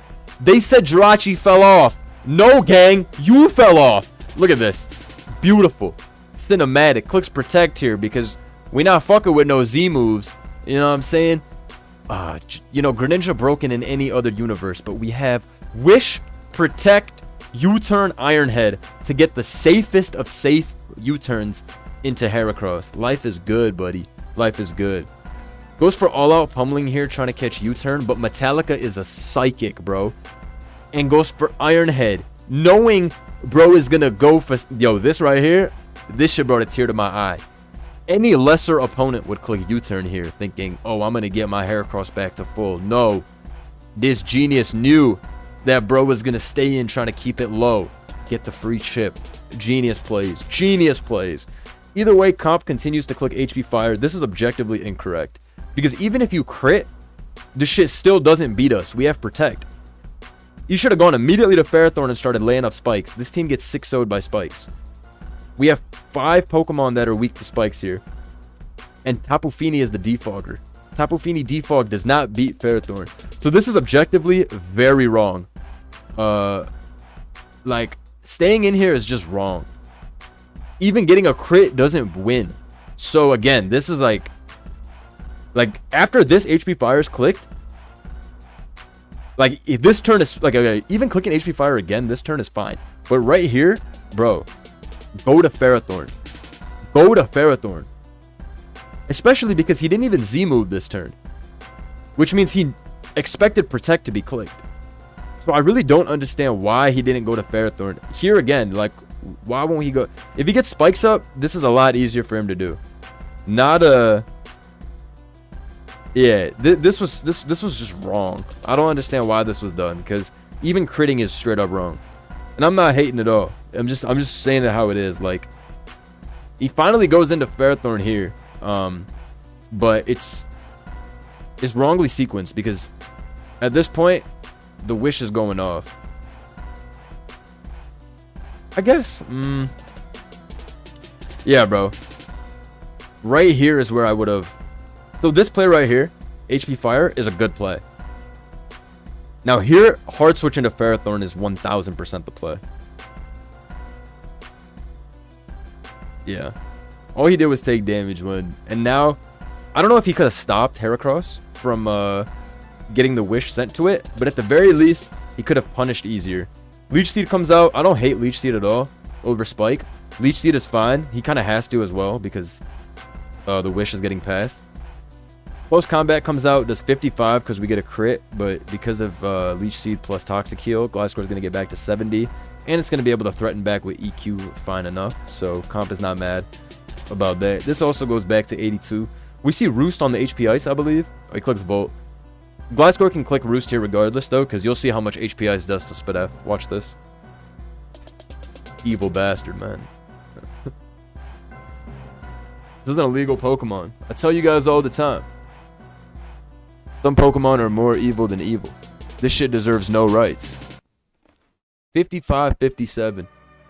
I think Comp doesn't have to do this. I think Chansey's fine. I think he definitely didn't want to go on a Volt Switch turn, which is why he continued doing that. But Metallica did good to spam Volt Switch, because Comp cannot afford to have Gliscor under 100%. If it's at 45%, aka he clicks U-turn here on Ice, that's an overly greedy play for no reason. Next time Heracross comes in, he doesn't have a switch in.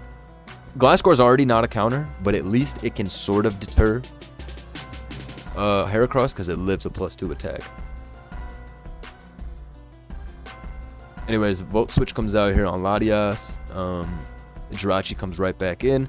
If I'm Comp, I'm clicking Thunder Wave with the Swiftness if I have it, but he doesn't have it, so Wish comes out. Ferrothorn is in. I think you'd have to Leech Seed again. Yeah. This is why it was important for him to earlier go and get the spike up. Now he never has chances to do it, because Metallica realized, oh shit, I need to be Wish passing for life. Good play by Metallica to pass the Wish and instantly switch into Zapdos, because it covers Gliscor and it covers Protect. Even if Comp made a crazy play like double Leech Seed predicting it, it would have been fine, because Zapdos still gets the Roost off. Here you can't stay in because Ice Beam is going to do half. Jirachi comes in for free. I believe Comp clicks Thunder, expecting Jirachi. Thunder is to attack Manaphy under Rain with a stronger move. It's also to fish for Paralysis. It's not my favorite move, but I mean it works. I don't know. I don't really like it on this. I mean it did its job though. It got the Paralysis, but it's not a consistent attack. Dark Pulse gets clicked here. Personally, I would have spiked. Yeah, I would have spiked after getting the U-turn chip here if I'm Metallica. I think because Comp is down 5-6, he can't afford to do some shit like staying with Latias. And even if he does stay in with Latias, he's going to click Roost. I guarantee you he's going to click Roost. Instead, even though Dark Pulse kills, I guarantee you he's going to click Roost, expecting just anything else. He's not going to Thunder, though. I can guarantee you that. Comp doubles into Chansey. That was a pretty telegraphed play, but a good play no matter what. My mic is spazzing. All right, let me see. Tell me if my shit's fucked up. Test, 1, 2, 3. Test. Anyways, double into Greninja is a good play. It lives Dark Pulse at 45. 46, it lives that shit. Either way, that was the most telegraphed double switch of all time. But, I mean, it makes sense. Jirachi come in. U-turn, Iron Head, Wish, Protect, as we've already seen. Gunk Shot. Good play going into Jirachi on the Gunk Shot. This shit getting paralyzed was scary, because now we can't consistently Wish Protect. If we get paralyzed, we're goobed. So us getting paralyzed actually made this kind of scary. Either way though, HP Fire is weak as fuck. Goes to Ferrothorn here. Now you can get up the spike. So this is solid. I would probably get up a spike here. Yeah, okay. Goes into Gliscor here on SD. Yeah, here, because here's the thing, bro. Even if you leech there, was leech better? I don't know. We crit one of the rock slide hits, which means comp doesn't get an extra 15%, which does matter. I'm not gonna act like that's not some hacks, but it doesn't matter that much. I'm gonna be real, because we can still wish protect back. It's an additional 15. Anyways, the shit dies, which is nice. In comes this. You gotta switch, because if it has Thunder, it could have Psychic. You never know. Thunder's unconventional, right? I assume this shit would have Psychic. It goes for Draco, actually, which would have killed. 61% Hera. Am I wrong, or does Hera... What is Heracross's Spadef? Mega Hera. Does it get a Spadef drop? I feel like I remember that, but maybe I'm wrong. Is Mega Hera Spadef lower than regular Hera's? I feel like it goes down to 85, and it's supposed to be 95. Or maybe it's 105. I don't remember at all. Tell me what's the deal. Does its Spadef get touched at all? So what's Heracross's defensive profile? 75 HP, 95 Spadef, or it's 105 Spadef? It goes up? I might be bugging. Okay. Maybe we lived Draco at 61. Either way, you don't stay in there. You don't want to take a possible Psychic. Maybe we lived Draco. I honestly, I don't know, bro. 140 base power back in Gen 7, right? Or is it 130? It doesn't matter. Staying in is wrong regardless, so he made the right play switching. I expected Psychic. Gets the Wish off. We're fortunate to not get paralyzed, I must say. Hard switch into Heracross is confirmed here. As Leech Seed comes out. Metallica makes a great play here. And clicks Pin Missile. Because he's showed Rock Blast, Swords Dance, and CC, comp is inclined to believe that either SD or CC is coming out. So either way, Latias is the correct play for him. But Metallica reads that shit and clicks Pin Missile hard on the switch. That shit, when I saw it, I was like, my goat. My goat. Here, switches out. Doesn't want to take a risk with that Ferrothorn being annoying later on. I like that play for sure. Stacks the Zapdos. I honestly like that play a lot. Maybe he could have taken the trade, because you can sack your Feeny to get the Fog. I get it, though. Clicks Water Shuriken here, because he didn't want to lose the Speed Tie and die to Gunk Shot or Low Kick. Anyways, this is free double back into Greninja for comp. Everybody in the world saw that shit coming, but it obviously is free regardless. Either way, Jirachi can take 2 HP fires. Gets parried, but it's fine. We live. Yeah, that shit is just too low. Too weak. Even with the pairs, we fortunately don't get parried here, and we get back to full HP. As long as we don't get 2 full pairs in a row, we're fine. Ferrothorn comes in on U-turn. This was a shiest U-turn. Bro reads the switch to Pharaoh on the Protect, and then just wraps up the game. This was fire. Lives HP fire because, like y'all said, Hera got that +1 to +10 Spadef. And then yeah, so Heracross deadass killed everybody. Killed Gliscor, killed Pharaoh, killed Latias, killed Gren, would have killed Chansey. Shit killed all 6. So this was definitely the Heracross game of all time. In my life, I ain't seen the GOAT Heracross do something like this. I was shocked. Matchup is obviously amazing. I will say. Can't be mad, man. When you load a Heracross into this, that is phenomenal. So I was really happy to see that. Hera never has done anything like this. That's why I need everybody watching to like the stream for Heracross. This is a sheest Pokemon, man. Let's keep it a stack. This guy's he's phenomenal. Some serious boss calls during that game too. Can you react to MRP versus Fusion OST top 16? That series was insane. Oh yeah, I can go look at OST. That shit was pretty fire. Is there anything else here that I want to look at? This is a pretty nasty team Nat, bro. It was a sub DD Protect Curum. This shit was cheap.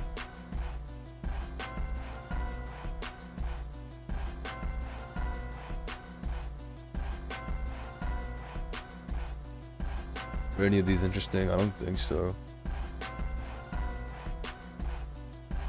What's week 8?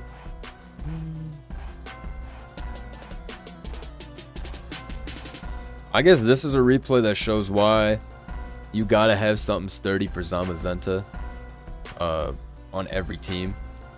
I used to use this team a lot in tournament. There's supposed to be a Glow King over a Low Momola, but I guess Mike decided to attempt a Low Momola version.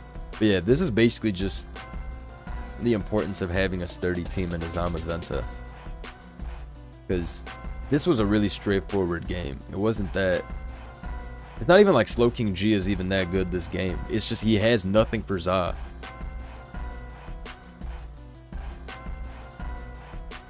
Yeah, he has Val one time, and then he special attack drops, so he doesn't lose his Val, which was lucky. But even regardless, even with the fact that the Val gets lucky and pulls a 2-for-1.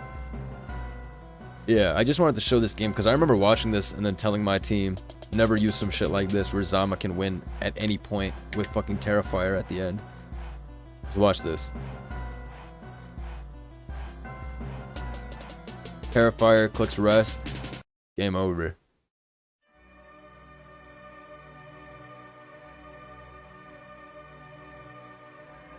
Yeah, so that's why it's important to have good Zama counters.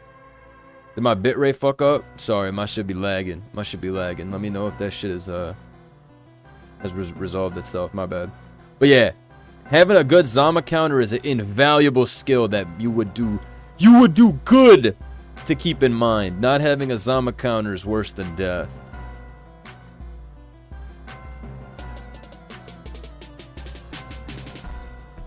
What else? I already showed the Mew game. That was pretty spicy. I like seeing Mew active on the field. Yeah, these shiest.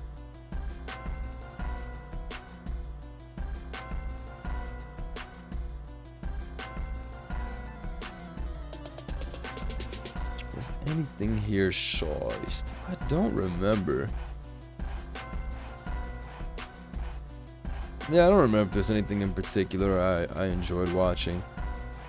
People use occasional fun teams, like Crying brought a fucking Avalug table here. That shit lost because shit is ass. But I respect the attempt, I guess. Yeah, these are all shit games. Let's go to OST. Alright, let's watch.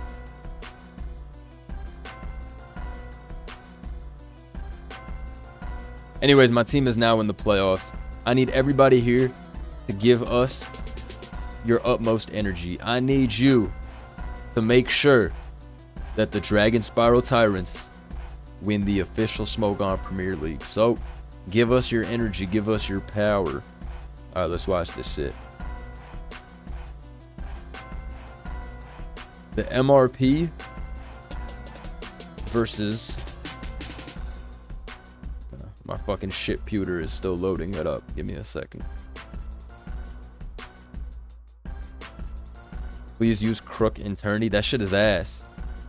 No.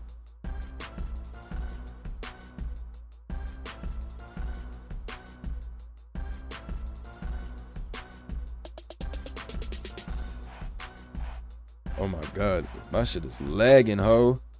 Oh my goodness. I can't use Crook. You want to see me use Crook? Go send the Goob members, and I'll do a showdown live with Crook. Crook in tournament? You must be crazy.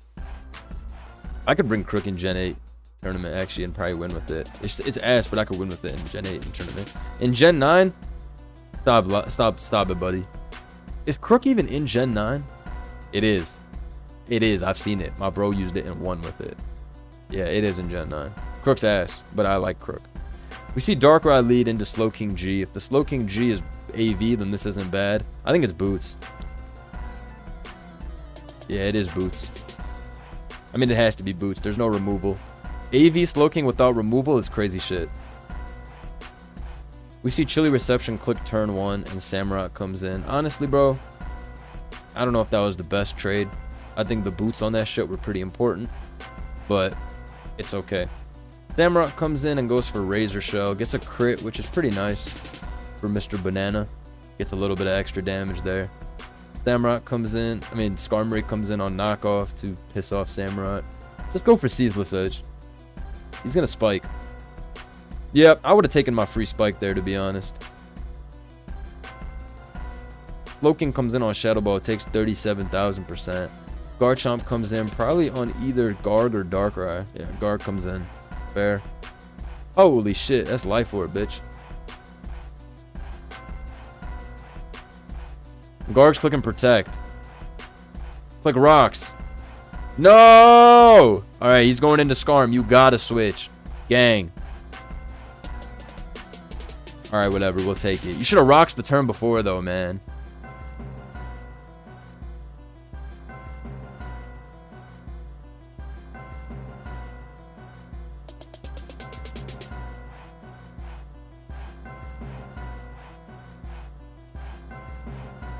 Alright. Outrage gets clicked, Life Orb. I mean, it shit did its job damage-wise, but spin kill. If I had to assess the current situation and guess who wins, this Zama looks like it's about to fucking win. Unless it's like Ghost on something. How does this shit not win? Also, this is Fizz Def, it looks like. Or it's just not max speed. How does this not win right here? I'm not liking what I see. Alright, so a Rai comes in now to turn Ghost? That's like the only way. Oh, hell no. Alright, game's over. Yeah. And he forfeits, because... Alright, bro. Well, he sacked his Slowking pretty quickly.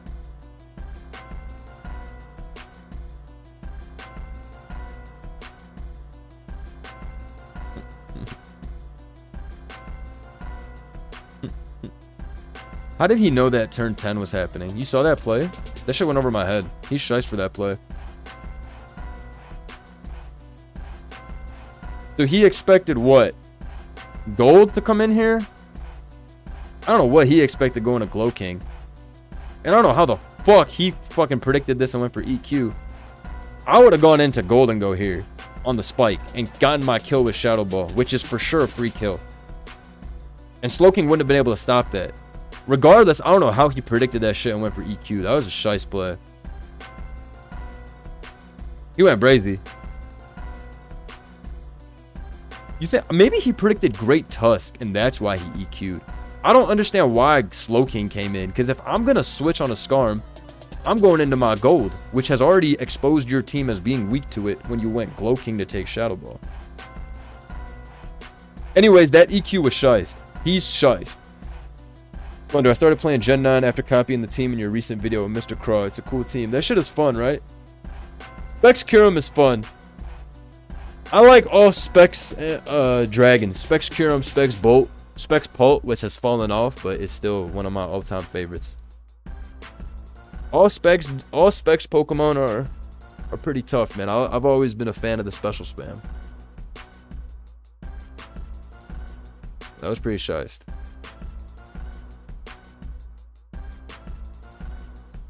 That was a nice ownage.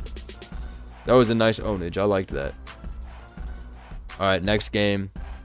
We have Stall versus Balance. If I had to guess what wins this battle, Latios can win on a long enough time frame with Terra Steel Psynoise. It's also Taunt Tornadus. But this is going to be Infestation, right? Oh, he was trapped and he died. Oh, noob mistake. Giga noob mistake, bro. Bruh. Alright, it's over. He loses now. If he kept this Torn, he probably won. But I guess he didn't know that they'd run Infestation. Nah, that's crazy, gang. Now he loses. This is done.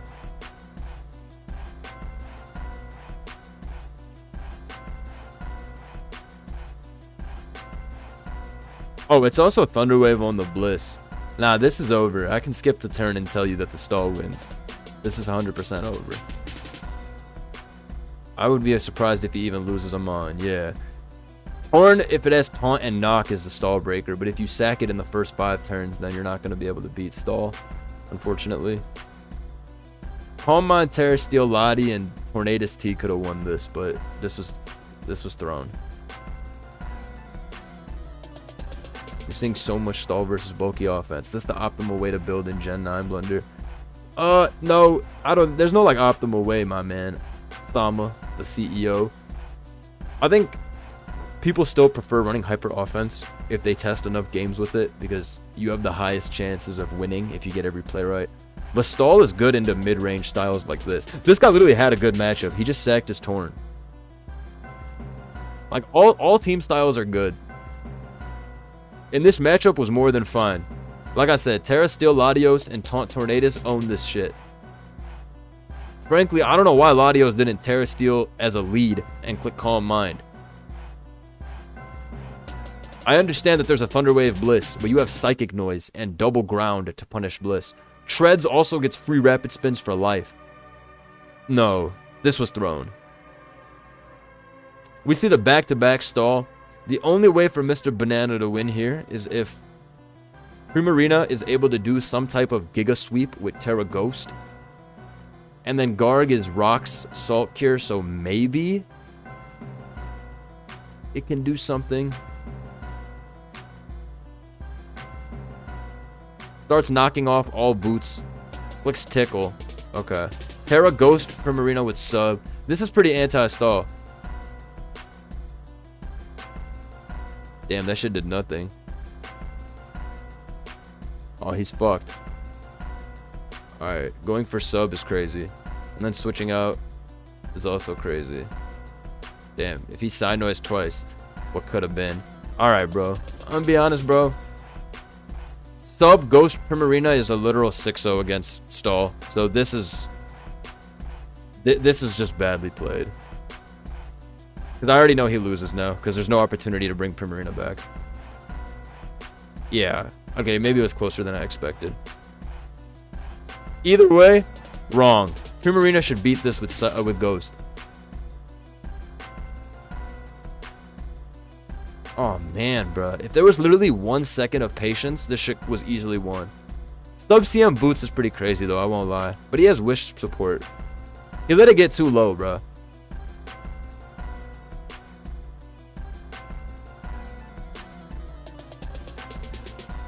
Alright. Next round. Damn, the double stall to come back when you're down 0-1? CTC would be so proud. Me personally, I do not be stalling because, you know what I'm saying? I don't really need all that. I don't. I don't be needing all that. Alright? What you got to do is, if you're watching this video right now, you got to like and subscribe immediately. Because if you subscribe to the channel, you'll never get caught in a situation where you need to stall up and lose. Shout out my boy Sama in the chat. Can we get to 400 likes? Gang, I'm trying to hit 150k subscribers right now. So I'm going to need y'all to tap in. I'm going to need y'all right now. Subscribe. I'm about 11k away. We need 4,000 likes. We see SD turn 1 from Weavile. And then knockoff gets clicked on Moltres. Flamethrower comes out. It lives, which is pretty impressive. I wonder if that's a roll in Weavile's favor. Weavile does have a good SpDef stat. But you know what? I would wager that you might need like 16 SpDef EVs to live that. Then again, this shit is really, really bulky. Let's take a look, shall we? I'm pretty curious, actually. I feel like you might need like 24 SpDef EVs or some shite. We must find out. What's that guy called? Moltres. Flamethrower does 96 to 113. Alright, so it was just a low roll. Yeah, I was gonna say 75% chance to Oko sounds about right. I was like, bro, what? I mean, it could always have some SpDef EVs to it. I wouldn't be surprised. I know that if you put 20 SpDef EVs in Weavile, you're able to live like +1 Draining Kiss from Hat or some shit like that. So, Weavile SpDef, don't sleep. There's something there. There's something there. Anyways, knockoff gets clicked again and this dies. So all things considered, this Weavile got off pretty good. Avoided 75% chance to die and then didn't burn twice. Moltres down is great. because that's one of the few mons that is able to troll Skarmory well. Also, we've all get out of this alive too. So that's great. I don't know if Tusk is helmet on this, but that can come into play later. Quick Stone Edge on the switch, trying to catch the Moltres. Skarm is a great play there. Stealth Rock go up. Alright, so we're seeing Rock, Skarm, probably Spike Lu, and then Calm Mind Clef, if I had to guess. This is the type of team that I would bring to like a pretty important game. So I can understand bringing this to top 16 of OST. This is a sample team quite literally, so personally I wouldn't bring this. Because everybody knows this team. And D4 didn't change any sets either. It's still Stealth Rock U-turn. But if you like a team, I can't knock bringing it again. But anyways, yeah. This is some shit I would bring for sure. But I would have a G-King on this. Because I can't leave home without it. I can't put down the Slowking. I can't. Slowking comes in here to click Future Sight, Sludge Bomb. Calm Mind Clef starts Calm Minding. I would have Calm Minded again, I think. Knocking off isn't bad. Oh, still faster? Never mind. I think it's okay then to knock off. I thought it was going to be slower. This is fine, actually. Bro.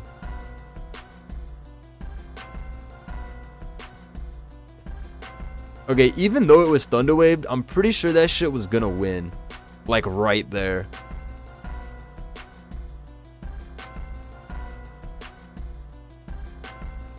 Yeah, that shit was going to win, gang. That Sludge Bomb does 30. Future Sight does, like, 20. Maybe, like... So it would have been at, like, 50. Yeah. I think it was over. Because this isn't SD either, so... Well, I guess Kyurem can sub up and try and, like, PP stall, but that's not going to really work versus Paralyzed guy. Fully Spadef Moltres comes out. 24 from Freeze Dry is fucked up, man. That Kyurem is a... That guy used to be Uber gang, so I don't like seeing this low-ass damage. Slowking G comes out on Flamethrower. We see Brave Bird here. We used this last Smogon Premier League semifinals. We used this set. Flamethrower Brave Bird. This is a great set. It's really good. We used fucking Adamant when we used this in tournament last year, which was crazy. But it's not a bad set at all, bro. Brave Bird hits G-King hard. It's a strong move. It's stab. It 2-hit KOs Dragapult with ease. Brave Bird, you know, you don't know until you try it. Brave Bird Moltres is very legit. I only ever used it once on one style of team, but it fucking won us the game. So, you know what I'm saying? It's important. So I really do like the Brave Bird Moltres here. With spikes up, you can beat the Slowking teams really easily once you knock it off. So I fuck with that. It's a good set. Continues to have Spadef owning on this, but this shit has freeze dried 3 times, so I'm getting scared that the freeze is gonna come out. This shit is cheap. Freeze dries again here on Roost. So far, so good. No freeze, but man, every time you're up against this Pokemon, you're just shitting your pants. What nature do they use on Brave Bird plus Flame? When I had it, I think it was fucking Adamant. I'm so serious, but I think you could run...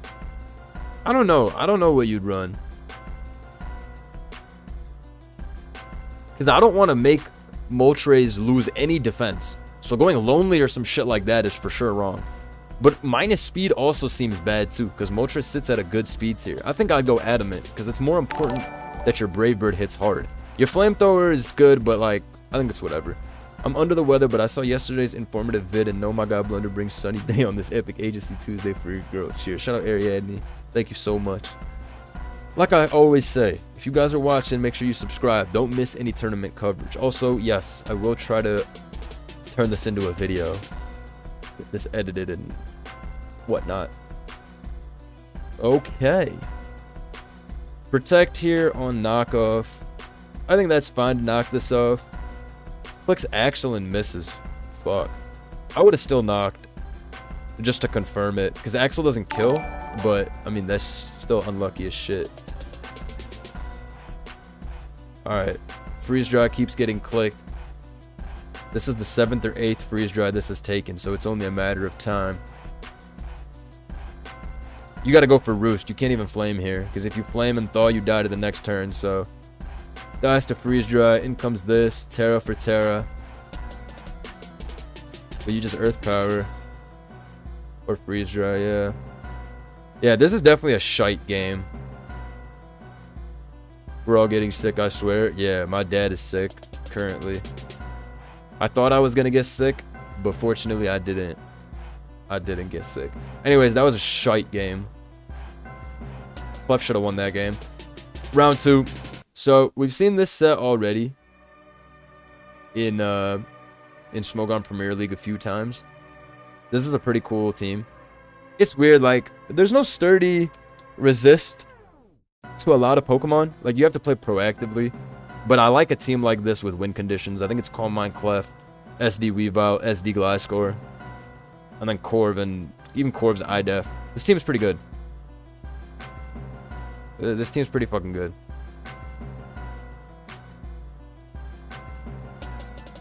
I have not seen this team, but it's Veil. Manaphy is on the uptick, and Manaphy is pretty good into this team. Unfortunately, this is Unaware Clef, which I didn't even know it was Unaware Clef until I saw back the replays. Even though I saw this team in tournament already, I forgot. But I do remember watching this game.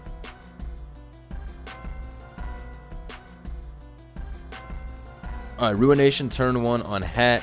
Hat clicks Trick Room turn 1.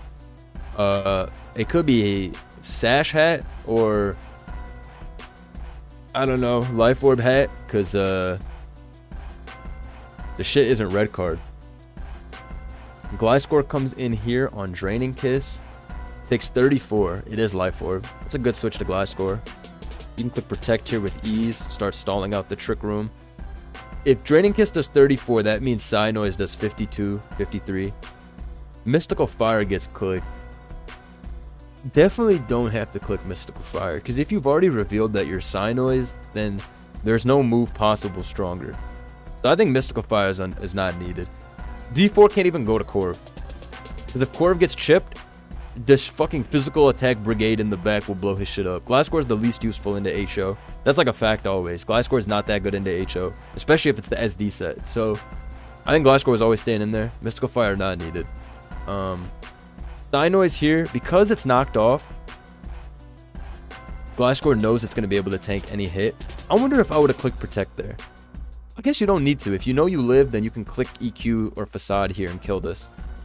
Okay, it actually lives, but the shit is not Custat Berry. We've already seen it get knocked off of its Life Orb. If anything, though, it's not the worst trade in the world, I'd say, because, I mean, hey, Gliscor's at 12%. That's never a bad thing. But I don't know. I think leading off with Hat was not... Okay, clicking Draining Kiss turn 1 was the play. Not Trick Room. Because if you Draining Kiss turn 1, you have a Life Orb boost. You get back all that HP immediately. And you're not red card, so you don't have to worry about the shit leaving the field. I think Trick Room is not needed. Draining Kiss is better. Because look, if dude switches out turn 1, he's probably not going to go into Corv, first of all. And even if he does go to Corv, Corv doesn't run Iron Head. I know we saw it on that stall game, but it's not Iron Head on this. It's IDEF. And if Gliscor comes in on Draining Kiss turn 1, that's okay. It already came in on Draining Kiss the turn, like 2 turns after. Yeah, I think Draining Kiss turn 1 would have been better.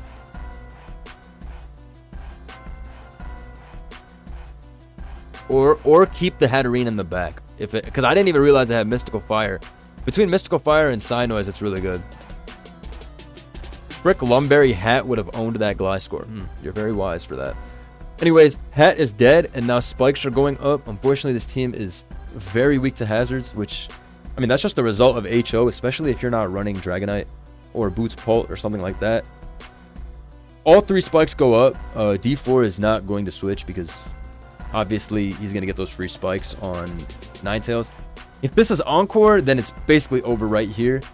Don't expect it to be Encore on a team like this. I expect this to either be Dragon Dance with Roost or Dragon Tail 3 attack Roost.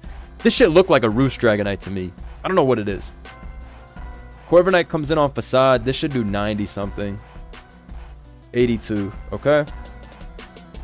So I guess wants to keep the Dragonite works. Okay. The thing is, because Hat is dead. Oh wait, no, Hat didn't have Healing Wish anyways, so there was no Healing Wish for this. But yeah, clicks Protect here just to confirm that Facade kills the turn after. That was actually pretty nicely sequenced, I guess, because now Veil is gone as well. D4 is able to Facade here. This is low. This dies to hazards. But Langloy wanted to keep the sack, which I agree with. Veil goes up on Protect. This is going to switch into either Clef or Lu. Okay, Lu comes in on Freeze Dry. I would have switched there, but you don't really have a free switch in regardless, so I understand. Gets the freeze, which is good, because now Manaphy can kind of go through. See, that freeze was honestly enough to flip the whole game if this shit wasn't unaware. But when I saw the Clef come in 1 second, I was like, oh, hell no. Clicks Energy Ball, probably predicting Terra Water. But, I mean, it's just gonna unaware. I don't think that's like the, I mean, you don't need to click this, but it doesn't change much unless it's like Scald. Surf also was only gonna do like 35, so I understand the aggressive ass play. But yeah, this bullshit is unaware, which is like, oh no. Here, Calm Mind again is wrong. Moonblast should have been clicked this turn, because you wall Manaphy. So Moonblast should have been clicked this turn, not Calm Mind.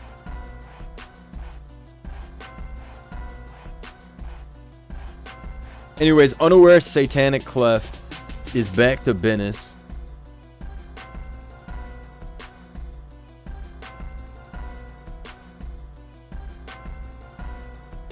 SD comes out. Earthquake. That's why I guess keeping Dragonite was pretty smart. Goes for Sucker Punch on Roost. Sucker Punch definitely was wrong. I understand that you can't beat the Dragonite 1v1 regardless, but Sucker Punch is wrong.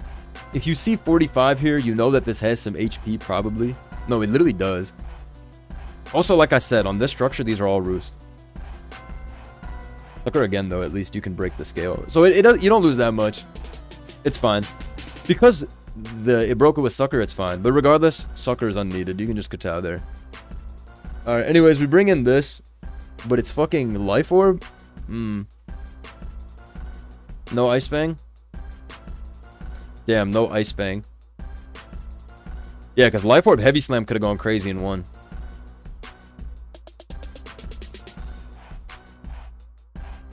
Slam is stronger than Stone Edge, I believe. Gliscor, it takes 120 base power. Tingaloo eats this shit up easily because the shit's cheap. And just continues to do Life Orb damage to put this thing in E-Speed range plus Hazard range later time. We're going to see E-Speed come out here, right? Yup. You can just E-Speed here to put this in knockoff range. Alluring Voice won't kill regardless. And then that's going to be that. Dragonite cleans up from this range. Honestly, if the Hat was kept, this could have been a lot easier. But once Hat went down, this got impossible. Especially because that fucking Clef is unaware Calm Mind, which is crazy annoying. But yeah. If the Hat was kept, it was definitely doable. Life Orb Draining Kiss goes pretty unpunished against all these Pokemon. It literally beats all these Pokemon 1v1. This dies to Mystical and is walled too, so if Hat was kept, it was probably fine. Oh, these are all last round's games. Yo, why is everybody posting for last round? Yo, fuck last round. I'm trying to see top 16. Let me...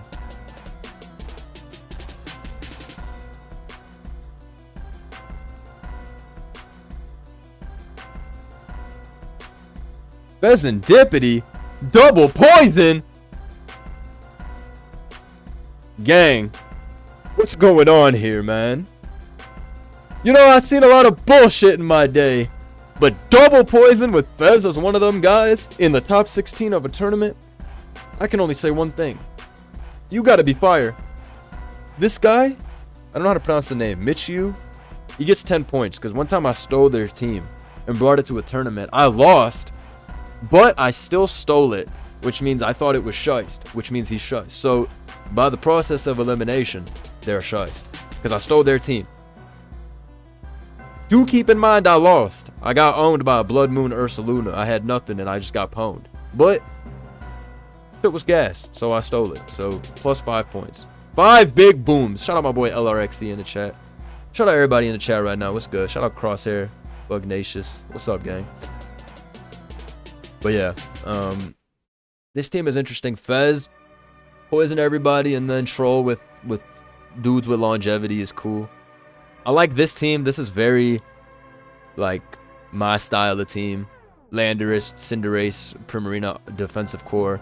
And then you got mad dragons on the field because I should play this shit with music for once. Just to really be in this bitch. Why does nobody ever play this with music? Remember when I showed the Your Rage video and he was playing with music on? That shit was crazy. There'd be some real demons on the ladder playing with music on. So you know what? I'm putting the music on this time. And we're playing with cries on too. It does 18% because Pheasantipity is fucking trash. It's so loud. My bad. My bad. Wait, I don't have my ZA button on my laptop. No! I wanted to post the legendary legend ZA button. Cox. Alright, tell me if it's too loud. Yeah. Alright, we see Psynoise come out. It does a nice 35.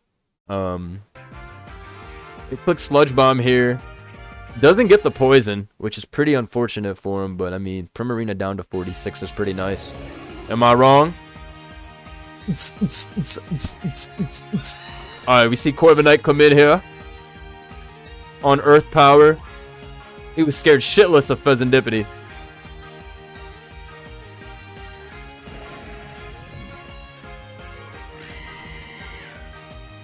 Yeah, why does the music pause when I pause the game? They destroy my immersion as a result. Why have they done this? Why have they done this? Bro, Showdown. It's 2025, bro. Everybody knows when you pause it, the volume should just go down a little bit. Bruh.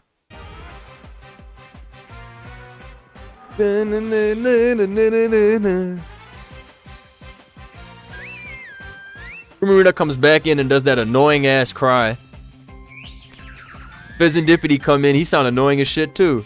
Matter of fact, that torrent flip turn be hitting though.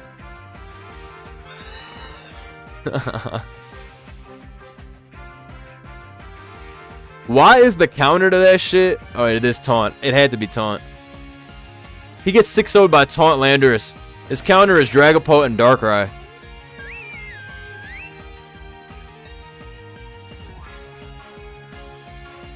Alright, takes the first kill. Nah, this is crazy. This shit is so loud in my ear right now. Can I get my VTuber model to dance like Your Rage as well? Yeah, that was Torrent. Poke comes in here to click darts. Alright, U-turns out. Oh, it's not Beam?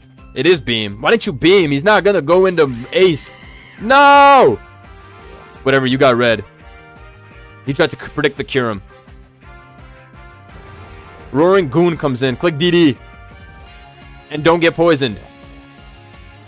No! DD is for sure the right play. I mean, whatever. He's gonna switch out after that anyways. If Kyurem can't win this, Heteron's gonna sweep. That's my analysis. Taunt Landorus has him wet up. He's scared as shit. Let the Corv get down. Bolt live darts, so it doesn't matter. He's gonna go for Pulse here and do 26. Shit is so ass. This is why I run Calm Mind Draco like a real boss. Ruinate. Okay.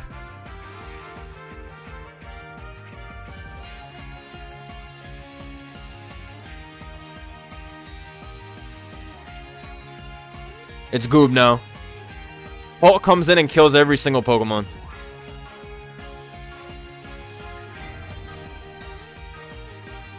Or this wins.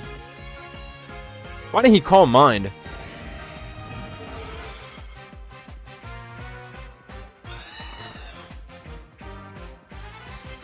If he call Mind, then you don't have to worry about this.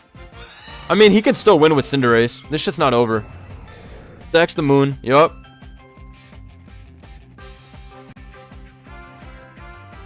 Okay, he's gonna go into this and he's gonna click U-turn. I knows it. Be a man. Click U-turn. Bounce. Bounce. Bounce U-turn. He's shiced for that. And now this sucker punch is coming. Oh, I guess he lives regardless. Nice. Thank God he clicked U-turn. I was like, bro, don't be a bum. Click U-turn. Be a boss. Alright. I love it when it comes down to a shice 50-50 like that. But bro, click the U-turn with the swiftness. Technically, you can pyro ball and U-turn the turn after. But that's for pussies. I'm happy he clicked U-turn straight up and mitigated all chances of missing pyro ball or getting doubled on or any of that bullshit. So, good. I'm glad he U-turned straight up. That was an enjoyable game. I won't cap.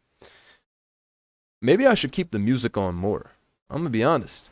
Rage might have been on to something when he was jamming out to that bullshit. That shit is tough. Hold on. Yay, the guy with Fez lost? Yo, you're hating.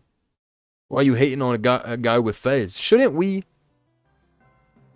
as human beings be cheering for an individual that is trying to make Fezendipity work? You know what I'm saying? Should we not be pleased? Like the stream if you fucking with the Fezendipity. Like the stream. If you rocking with Mr. Fez, Mr. Fez 2-time. This is official. I like Fezendipity. I feel like he puts in an honest attempt every time he pulls up. Now, he's not the greatest Pokemon of all time, but he has heart. He has spirit. I don't fuck with any Petch or Zapdos user.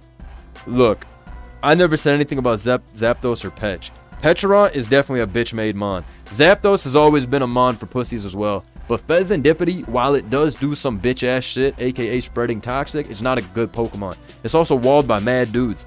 I can respect the Pokemon being used that gets completely shut down by Gliscor, Golden Go, Garg, all that shit, and then still being able to make it work. I think that's pretty shiced, you know what I'm saying? Like, I think that shit is fire.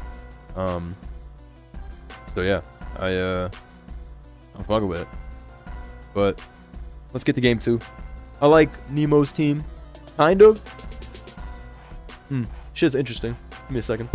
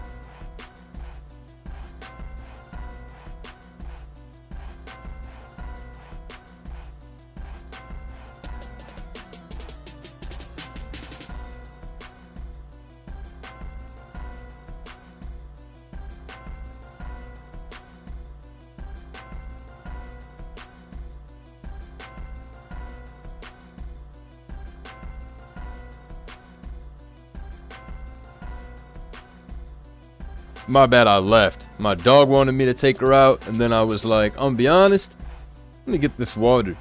Matter of fact, let me stop at the bathroom as well. My bad. But I returned heroically. Sorry about that. Alright. Back to business. So, for my analysis here, it's pretty even matchup. If it's Terra Blast Fairy, Gambit is better than any other Gambit into this team. Yeah. Yeah, I can confidently say that, I think. That's better. Threats on Michiu's side are most likely going to be Ogre, which is honestly not the greatest. Like, as far as Ogre matchups go, there's a Zapdos here, opposing Ogre, and a Gambit to defensively check it. So, you know, this is pretty decent into that. I can see G-King being annoying if it's AV. I'm pretty sure it is AV, because there's a Great Tusk. And every time you see Great Tusk plus Glow King, it's like one of the greatest fucking red flags that the Glow King is going to be greedy-ass Assault Vest and have all the coverage in the world. Lou is a threat to this, but it's nothing crazy. I don't know what the D-Knight is. If I had to guess, it's probably Ice Spinner EQ, but we will find out what that is during the game. I would expect D-Knight to be able to beat this team faster than, I don't know, the biggest threat on this team is what? Val? Faster than Val can beat this. This is not AV. It's Chilly Reception. But Volt Switch doing 17 made that pretty clear that it's not AV. Cudgel comes out, insta crit does 67, so that's great.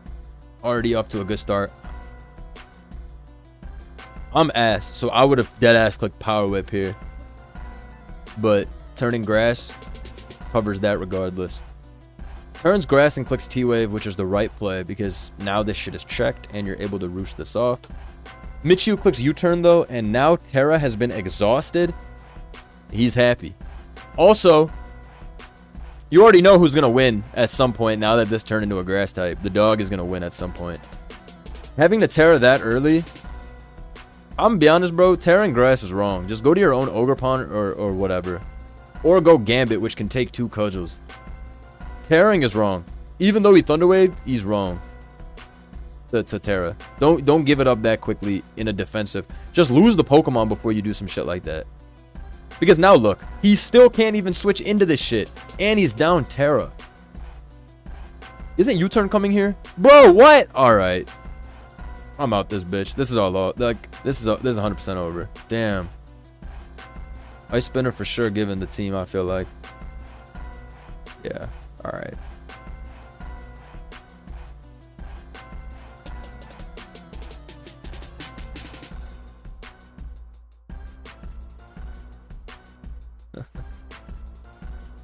Yeah. No, bruh. Hell no, bruh. Hell no, bruh. Never exhaust, gang. That's that's like the greatest poster child for never exhaust. Or if you're gonna exhaust, get every turn right.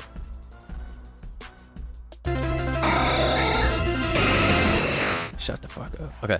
Moltres gets led here. Nice lead. Moltres is a good lead. It covers Great Tusk and it covers Deoxys speed. So if he was booster speed Tusk with rocks, which it very well could be, this was a good catch-all to that. And then if he leads off with Deoxys, which he literally did lead off with, catches at that. So can't be mad. Fiery Wrath gets clicked. 99% done. Stealth rocks up. Rai comes in to click Nasty Plot, right? Araquanid lives Dark Pulse. Yup. So he's going to be able to get the web up, and then it's also Custap, so he's going to be able to get Endeavor. So Michiu probably can't lose anymore because web is up, plus he's up a Pokemon. And this is probably Destiny Bond, since when you run Cheese, they always run Destiny Bond. I'd still close combat here if I had it. Clicks Moonblast. You can't kill this without Whip, and even Whip is a roll. Alright, Play Rough is also a roll, but it's in there. It's in your favor. Tusk comes in here to click Rapid Spin or whatever, but it's literally clicking Rapid Spin. And now Michiu can click Ice Spinner very freely. Oh, right. Doesn't want his own web removed. That was a nice switch back into gold. No greed.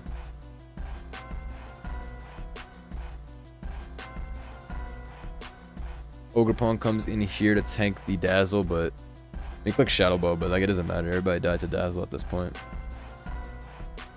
Tusk comes in here on DD. I feel like it's got to be Balloon Gambit. Turn Steel. How did he know it was Terra Blast Fairy? Damn! or it was to catch the ice spinner. Damn.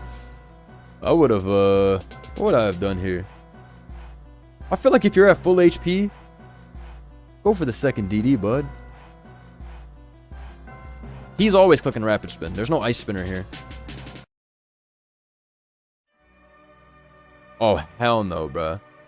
Bro, this is objectively thrown. Terroring and not DDing again is wrong, straight up.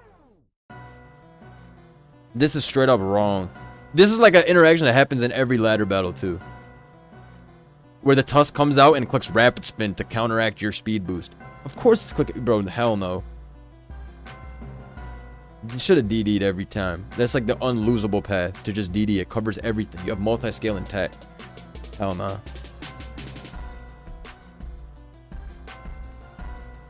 I mean, I guess...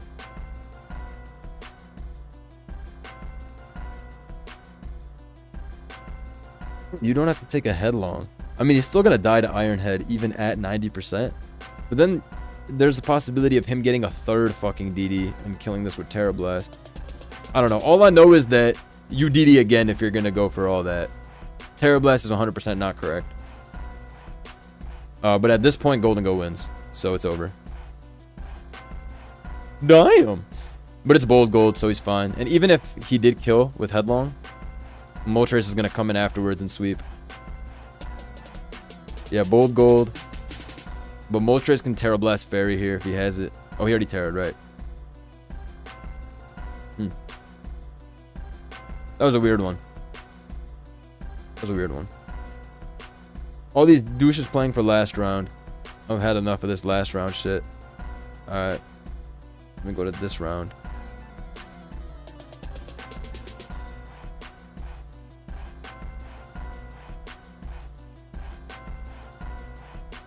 Blunder did not like that play. Bro, I ain't even hating. It's just some plays it's like, bro, you cannot be making that play. I want to see all the dogs win. I want to see everybody shine. Everybody shine together. Alright. Liddy L is using a Sinistra team with a Tinglu and then some other characters on the team. This is interesting. Personally, I try to stray away from using too many shitters on one team, and I think that this goes past the limit. Iron Crown plus Sinistra and then Zap is half and half. So I think he passed the Shipmon threshold. This team is pretty strong. I've seen a variation of this with Tinglu over, I want to say Roaring Moon. Or maybe it was over Valiant. But this is pretty strong. Shreds is nice into zap those guys. That Fairy Resist is not bad. He'll also appreciate having Treads here over Tusk. Takes on these two and zap those pretty well. Anyways, yeah. This team gets 6-0'd by Ice Beam. But there's no Ice Beam here. There's Ice Spinner at best. Roaring Moon leads off, and it's Scarf, I think. From the fact that no booster. Running Roaring Moon without a booster is absolutely ridiculous. And running this shit on Sun without a booster is damn near unviable. Scarf Moon, stop trying to make that shit happen. Stop trying to make this shit happen. It'll never happen. It'll never happen. Alright, so Ice Spinner gets clicked for free there, and all Moon does is show its Scarf off. That shit will never happen, I'm telling you. Gold comes in on Matcha Gotcha, nice switch. Keep this guy low. Double into the Ogre on Tinglu. Great play, great play. SD is free. Great Whirlwind, predicted the SD. SD was so free that he predicted it in Whirlwind. I liked that play, that was great. Crown comes in on Moonblast, that works out perfect. Crown is specs judging by that Moonblast damage. Maybe it's not. I don't know how much. I don't know what 40 damage is. I don't know if that's specs or not. I just know taking 20 from Moonblast feels like it's not AV. Moon comes in on a Matcha. Fortunately. Oh, unfortunately it burns. I thought it didn't burn. What the hell? Still does 52 is disgusting. Shout out my man 41G guy with the big 15. Thank you, boss, man. We've been tapped in with this stream for a while. Alright, get your notepads out. Real tournament shit. Thank you, bro. Much love. Let me see some Mr. Cross in the chat. Like I keep telling you guys watching, make sure you subscribe to the channel. I got 35% unsubscribed viewers, which is unacceptable. You're gonna miss out on all this knowledge if you're not subscribed. Notification bell on. I'm hitting 150K. I need that. 150. It's needed. Roaring Moon is in this bitch. Knockoff still does 52. Goes into gold, which is great. Knockoff kills anyways the next turn. But I think Old Spice Mike wanted to catch a possible Desperation Terra Strength Sap or catch the Zapdos, or it doesn't matter. What if Knockoff somehow does do low enough of a roll where it doesn't kill? I think going into gold is perfectly correct, and it works out as well because Zapdos comes in here. So I know Old Spice Mike was probably like, fuck yeah, I'm out of that bitch. I'm gonna tell you right now, 20% Sinistcha knocked off is never sweeping again, so he might as well have just sacked that shit. And as you can see, it's gonna get sacked because that shit is dead. This is gonna die to play rough. Cudgel is a nice play. I don't know if Cudgel killed this at 20. Mike probably predicted that as that. Otherwise, I don't know why you'd click Cudgel. I think he deadass predicted that's that. Mike knows that because Roaring Moon is burned, the shit's usefulness is technically 0. You might as well take as many knockoffs as you can. Also, Liddy L's team uniquely has 0 knockoff switch-ins, which is a crazy, crazy flaw in the team. Offense in general is not going to have the best knockoff resists, but his team has a lot of Pokemon that need their items. Zapdos and Cha need their items, so getting knocked is terrible. This needs its Scarf. Getting knocked is terrible. This is choiced, I think. These two don't want to get knocked either. This team has no good knock absorb. This guy comes in and clicks U-turn. It doesn't kill. So anyways, he still gets knocked off. Stop trying to make Scarf Moon happen. This shit is not going to happen. Blunder, you will hit 150K by the end of April. I know you got this. Thank you, bro. That would be amazing. We'll try our best. Hurricane does 26. Okay, this Shreds is literally Spadef. 26 is too little. This is a HP invested Shreds at the very least. Yeah, it's HP invested. Probably max HP. In fact, I know for a fact it's max HP, max speed. Because you turned it 11. Anyways, Roaring Moon continues to not be a threat. Is this not close combat? Okay, it's knockoff. It was Specs. Okay, and it's max HP Shreds. Okay. Wishing you a wonderful afternoon, Blunder. Thank you, Small Almond. I appreciate you.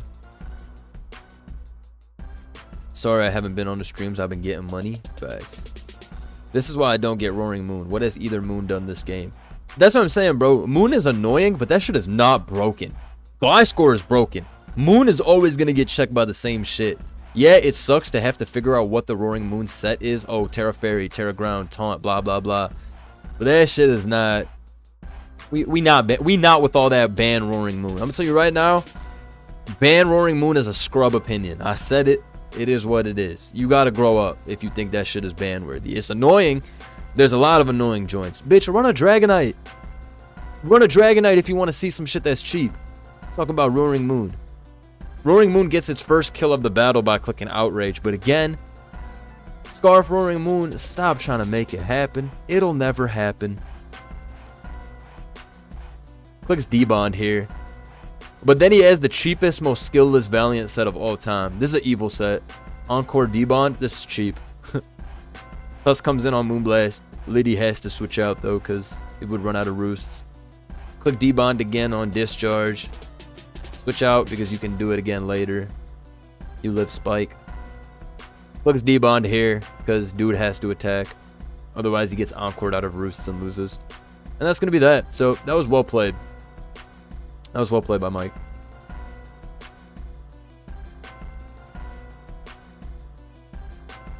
Okay, Blymax team, which just goes to show that this structure will be good even in March 2025. Blim made this shit in January 2024, I think. It could have been even earlier, but yeah. This goes to show that some structures seriously never go out of style. This shit is a fucking Mustang. This shit is never going out of style. We'll see this bitch in SPL 20. Literally, you're right, Chris. We will see this shit in SPL 20. The Liddy L team is the second game as a team I made. Shut up, Praveen, man. This is a shice team. I'm fucking with the vision. Okay, so judging from the matchup, Darkrai is infamously annoying for this team because the Tinglu is Rest Talk, and the Dozo, while it can be Spadef, if Dozo's resting, it's going to take Chip from Bad Dreams. Every time I play this team and I have a Dark Rye, if I'm Nasty Plot Rye, or I'm knockoff and I'm able to get rid of lefties on shit, and if I can keep hazards up, I know I can win this game. Rye is a demon for this team. You gotta play smart though. You can't be like overly risky or none of that shit. Halt lead on U-turn. This is Chili, right? Future sight Chili. Alright, just go into Kyurem. If the Kyurem is specs, I would have gone Kyurem.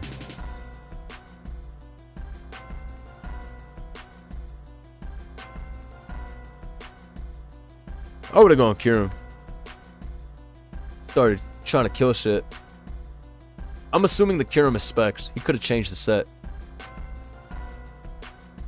So, Blymax is Chili. On his, it's Shuckleberry, Ice Beam, Fizz Death. Okay, goes Kyurem here, which is a fair switch. With the defense boost from Snow, you don't take shit. Has to switch out here. Nice Slowking. Slowking not only scouts the Shuckleberry Slowking Ice Beam, but also it covers Kyurem and Corviknight switch.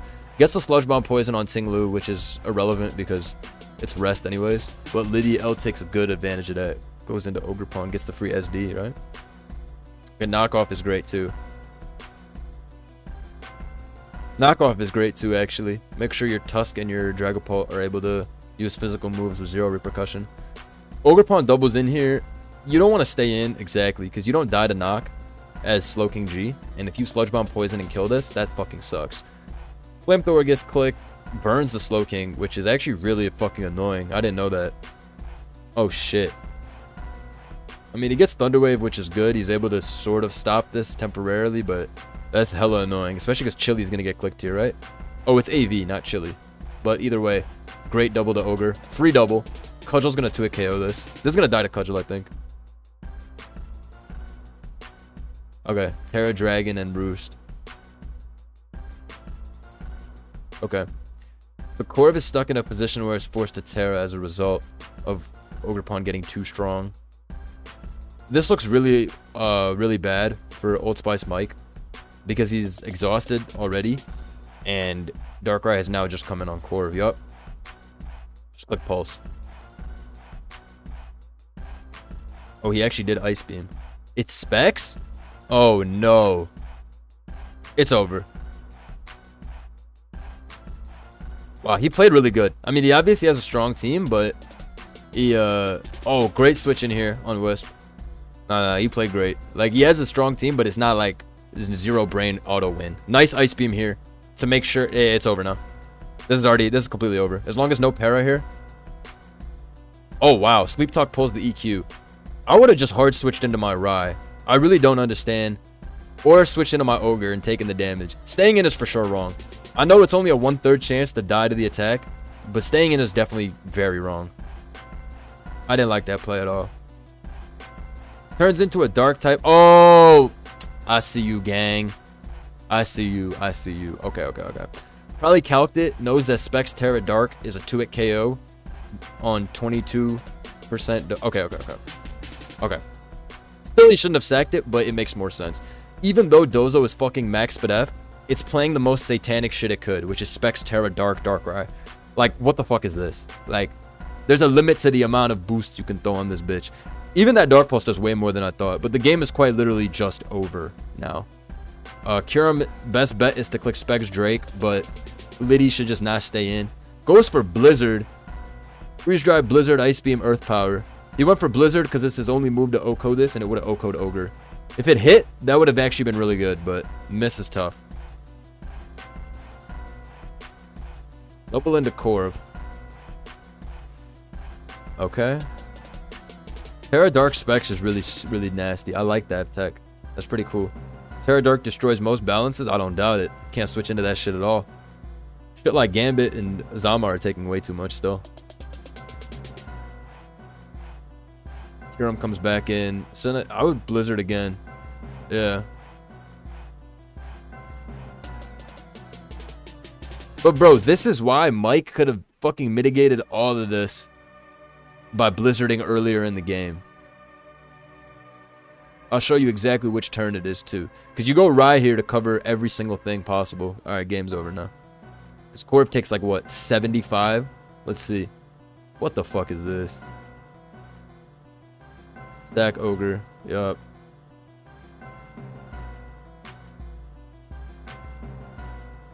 Bro, this lives, which is why I don't understand why he didn't just... Yeah, so really, that's my only issue. I think Lydia L took all the right turns. Right here? Not here. Literally here. Right here, just go into Curum. It's U-turn, Wisp, Hex, Darts. And if you're that scared of a potential Draco, then you can just Terra Ice your Curum too. Or I'm Terra Fairy on mine, but Terra Ice. And then you just click Blizzard and you kill everybody. Going to Ting Lu was just wrong. So that's my only issue. I think if he played on the offensive and started... I mean, yeah, you can even be scared of Drake. I guess it's easy for... But I don't know. They're all Darts Hex. This shit is not Drake. You're not going to run full special Pult if you have a Darkrai. That was my only issue. Game 3. Allspice Mike has a Shiest Webs team with Ceruledge, which... Ceruledge is the king of being hit or miss. But when Ceruledge hits, that shit is really annoying. Ribombi gets up unpunished web here. What score? Okay, Ogre. Takes 35. Let's see, Spike. This shit got some HP on it. Take only 35, or it's a defensive B. Goes for Stun Spore, but misses. CC is coming, or what? Yeah. Oh, it's lefties. What the hell? Lefties Corv is crazy. That shit actually clutched it. Let's see. Lefty's Corv is really smart. I like that. Okay, we see Boots Tusk here, but what sucks is that Tusk doesn't KO this, so he's kind of in a shitty position because there's no other switch, right? These two are slower. Wants to keep the Bolt defensively, I guess, for Ceruledge, which makes sense. It just sucks because you can't... I don't think you're supposed to go Tusk first, though. I think probably something else should have came in and taken the initial chip. Should that be Gliscor or whatever the case is, but right... Oh, this killed? Oh, then I'm bugging. I didn't think that it would kill. Wait, that's actually pretty good then. Hold on. I didn't think it would kill at all. I thought it was going to live. I thought that shit was bold. Oh my goodness. Okay, so this is going to SD here. And now Bitterblade is going to come out. You can't really stop that.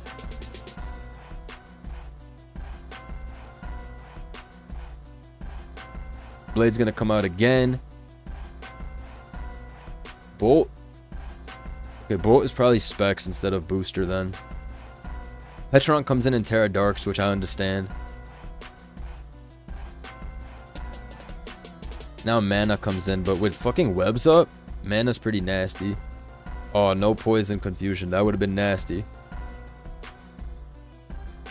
Alluring Voice here. Knocks that shit out. Is both Specs and not Booster? Yeah, figured. Sub? Yeah, they're all sub now. So that's gonna be that. I'm gonna be honest. I don't know how this Manaphy is supposed to not win this game if it's sub and the Bolt is Specs. As long as you keep the web up. Even it was a good trade. Not a good trade. It was a good sequence here by Liddy L to fucking... What's it called? Roost. You turn out into Tusk. And like this was all like pretty straightforward good. Man, it's kind of shitty though. Because even if you SD... Even if you switch here. What do you switch to? I guess Gliscor, and you have to... But even if you keep the Great Tusk healthy, this shit is still in the back. So, the double Ghost is fucking annoying. I'm not gonna lie, double Ghost is crazy. Double Ghost to stop any and all spinning. The fact that he can even lose his gold, double Ghost came in really clutch here. Because even though gold straight up got flattened, the Ceruledge did its job of stopping the spin. The bonus was that Terra got taken, but at that point Terra won't stop Manaphy.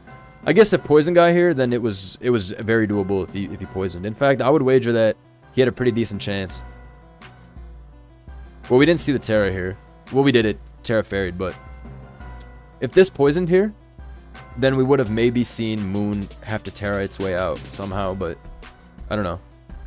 Yeah, I guess it was all on that poison at that point. This was pretty tough.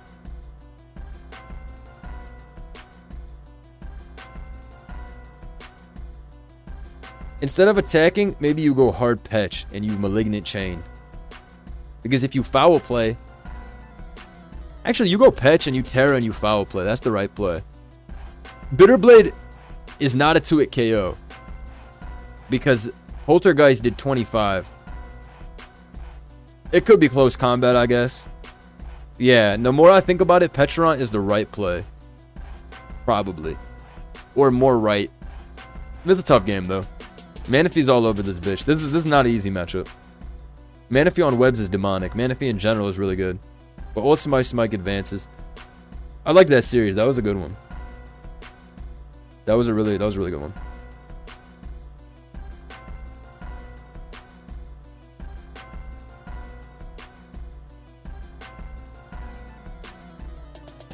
Right, let's let these bitches load up. Okay, this is an interesting team. All things considered, this team is probably too weak to Kyogre. Not Kyogre, what the fuck? Ogerpon. For me to... It is weak to Kyogre though, don't sleep. But this shit is too weak to Ogerpon for me to use something like this. I would Terra Water and kill everybody on this team instantly. This is some shit from more than a year ago with AV Hoopa.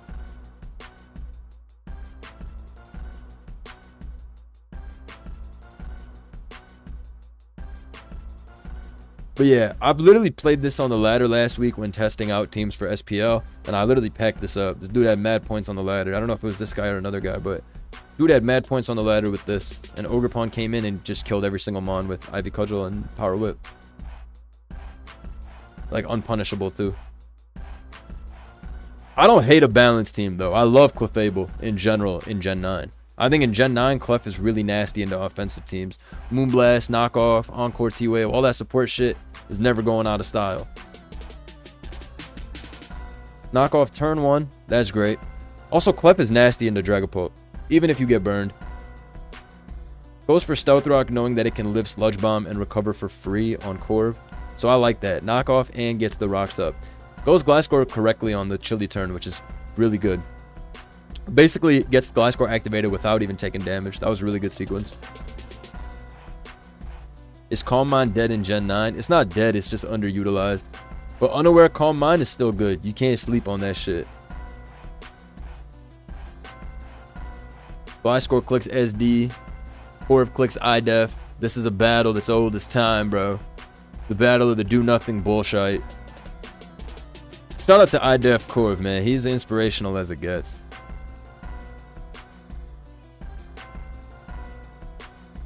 I've always been a big fan of him. You see Body Press come out and do 30%. Not bad.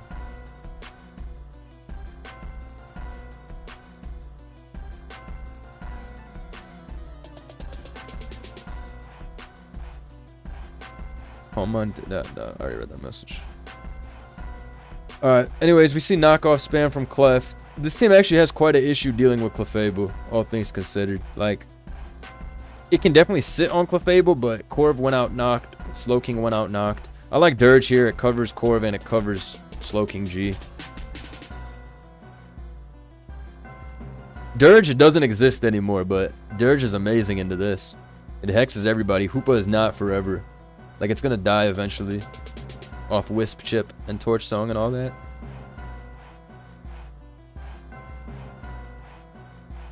Flip turn. Brings in the Clefable. Gets the rocks back up. Sludge only does 60. Does less than 60. Damn. Mola comes back in on Sludge Bomb. He probably tried to catch what? Oh, crazy Gliscor. Corv catches Pulp. I mean, Gliscor's coming back to full now, so yeah, literally just going back to full. Nice Pokemon.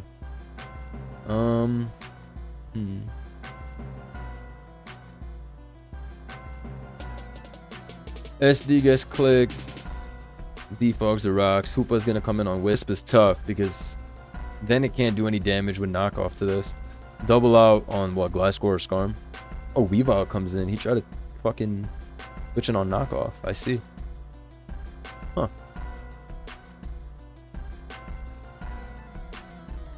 Skarm comes in here to get up a spike. Good switch. This was a nice play. Predicted the Hex to be clicked because Mola and Clef are free. So that was a nice play. If he got Wisped, it could have been bad. That was a nice play.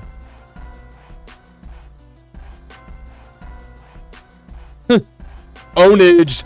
Shit got Terrablast Ice. However, I now can see a Dirge win. That was pretty funny. I won't cap.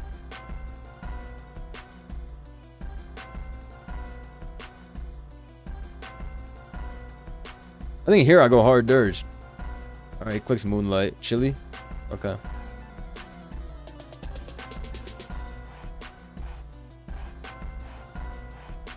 Interesting. Keeps going to Weavile on Defog to take an extra PP. Damn. He locked in. Holy shit, that's strong. Is this fucking Earthplate?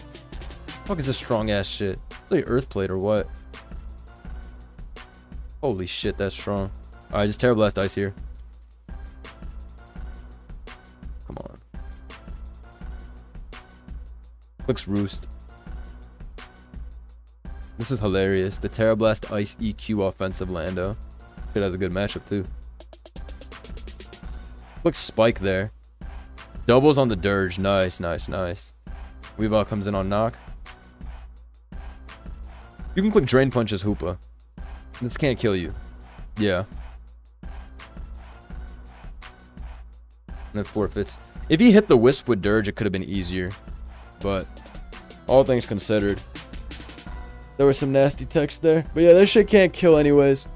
Since all Hoopas are defensive. It's just Mamoswine with Levitate. That shit better than Mamoswine. Every ground type that has access to an ice move is better than Mamoswine, which is really sad for Mamoswine's credibility. Because, I mean, Mamoswine's whole thing is that he's the ice ground guy. Like, he's so cool for that, right? Like, he's so fire, bro. But then it's like, gang.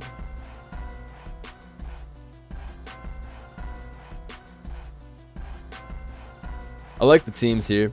This is a team CTC brought to tournament like 6 months ago. Shout out Fusion, he on my team, the Tyrants. So that's why CTC gave him this team. I think he brought it to SPL a few weeks ago and won with it. But MRP's team is some shit I haven't seen before. Rotom, G-King. They still trying to make Roaring Moon work. Without... Well, I don't know if it's booster or not. I forgot this game, to be honest. I would assume the moon is not Scarf. I would assume it's booster. That shit better not be Scarf or I'm gonna be mad.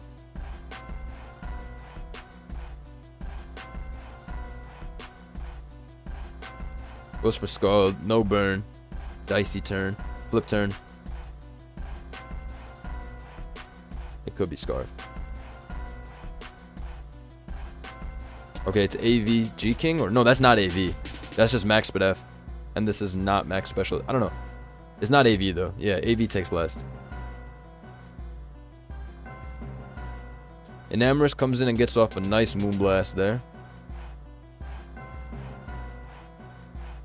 Alright, gave up too much HP on Mola. Alright, it's Booster Energy. Man, I knew that shit couldn't be Scarf on this team. Shadow Ball doing 18 means the moon is beyond defensive. They got Goob HP on it. Weezing comes in, gets knocked off. That's pretty good. Moon will be back later to Roost and Troll. Misses Wisp. That's actually pretty tough. Luke comes in on Sludge Bomb. No poison, so it's not that big of a deal. I would have switched here. I would have gone gold. Thorn comes in. Dies because it's paralyzed. It's over. Enamorous is going to beat everybody. Ooh, click Shadow Ball. That was a good switch into Roaring Moon. He's going to obviously click Shadow Ball when there's a Rotom and all that. Clicks Ice Fang here. Terra Blast to get off some much needed damage so you can win later on with Ace. I don't think that's a bad play at all. Cloaking G comes in here. Okay.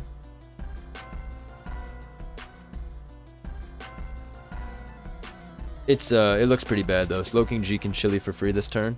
And I think you go back to the Terra Blast guy. Moonblast guy is also fine, but you can really pick whatever. Gold comes in, but he Earth Powers on the switch. Earth Power is fucking free because Ting-Lu can't do anything to Enamorous. Za comes in. This is going to crunch. Or whatever. Could have crunched on the switch for sure. Ice Fang is crazy. Misses Stone Edge. This is a roll to kill anyways. Probably in Moon's favor. Forfeits. Yeah. This was just outplayed by MRP. This match was pretty even, I'd say. Bulky Moon did good here. This is a cool team too. I like random Volt turn bullshit. It's a bit weak to stall or whatever though. I'd farm this with stall 6-0. With this mid-range balance shit, that'll struggle. Oh, I remember this game. This is pretty shiced. We see the rare Manaphy Bulky O. Every time you see Manaphy, it's on Rain or Webs or some shit like that. But you don't really see it. Fusion is running the bulky clef structure, unaware clef style. We saw this in a previous OST series.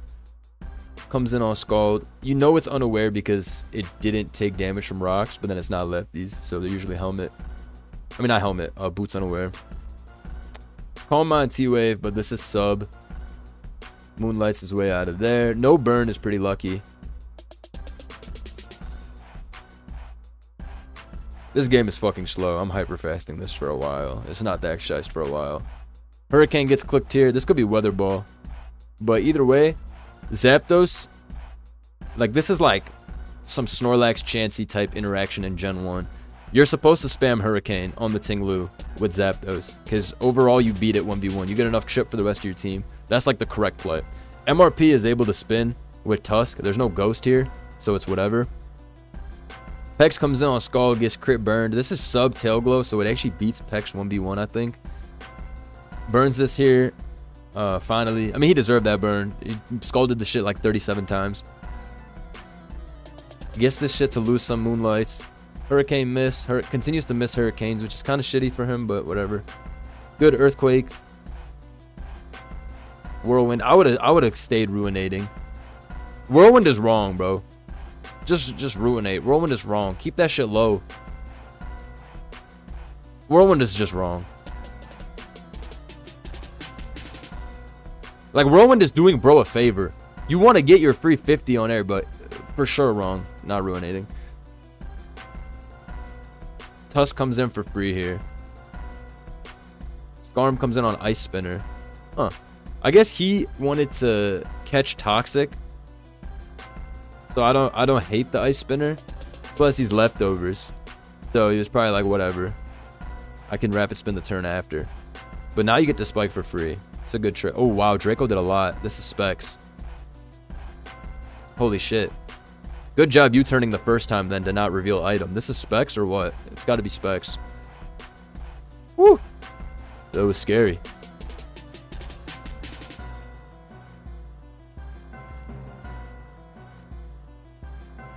Okay. Crazy. Oh my hell nah. Bro stayed in on 2 EQs. The greed is astounding. That was pretty crazy. Gambit can still win this game really easily. Keeps on doubling into this to get more chip. This shit's at 4 soft boils is good. Hurricane, get some chip. Rocks going up.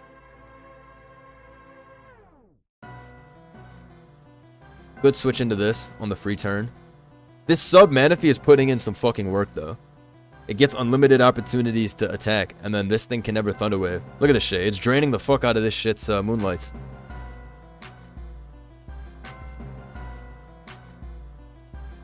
Goes into Zapdos here. He lost his G-King. This is why him staying in on EQ with G-King was some boneheaded shit. Made this shit difficult for himself for no reason.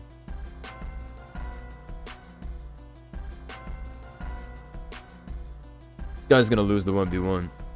Stop clicking Whirlwind, bro.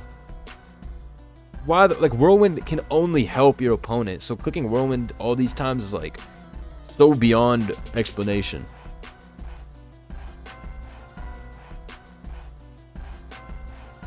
I don't know, bro. Even there doesn't take the kill. I don't understand.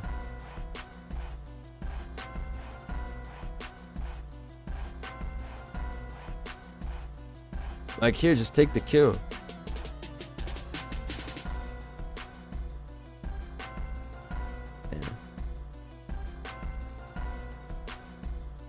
Because now this is alive for no reason.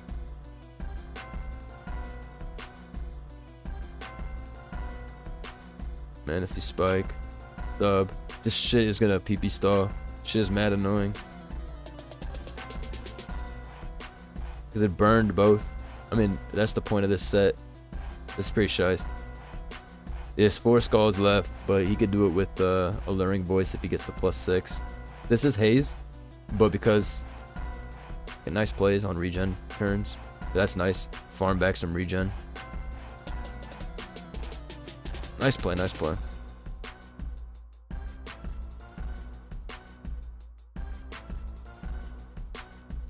Okay, so that shit gets PP stalled. And then he goes Pult on a Haze turn. Nice. Because now you can click Draco. Oh! That was a great clef. I would have Draco'd too. That was a great clef.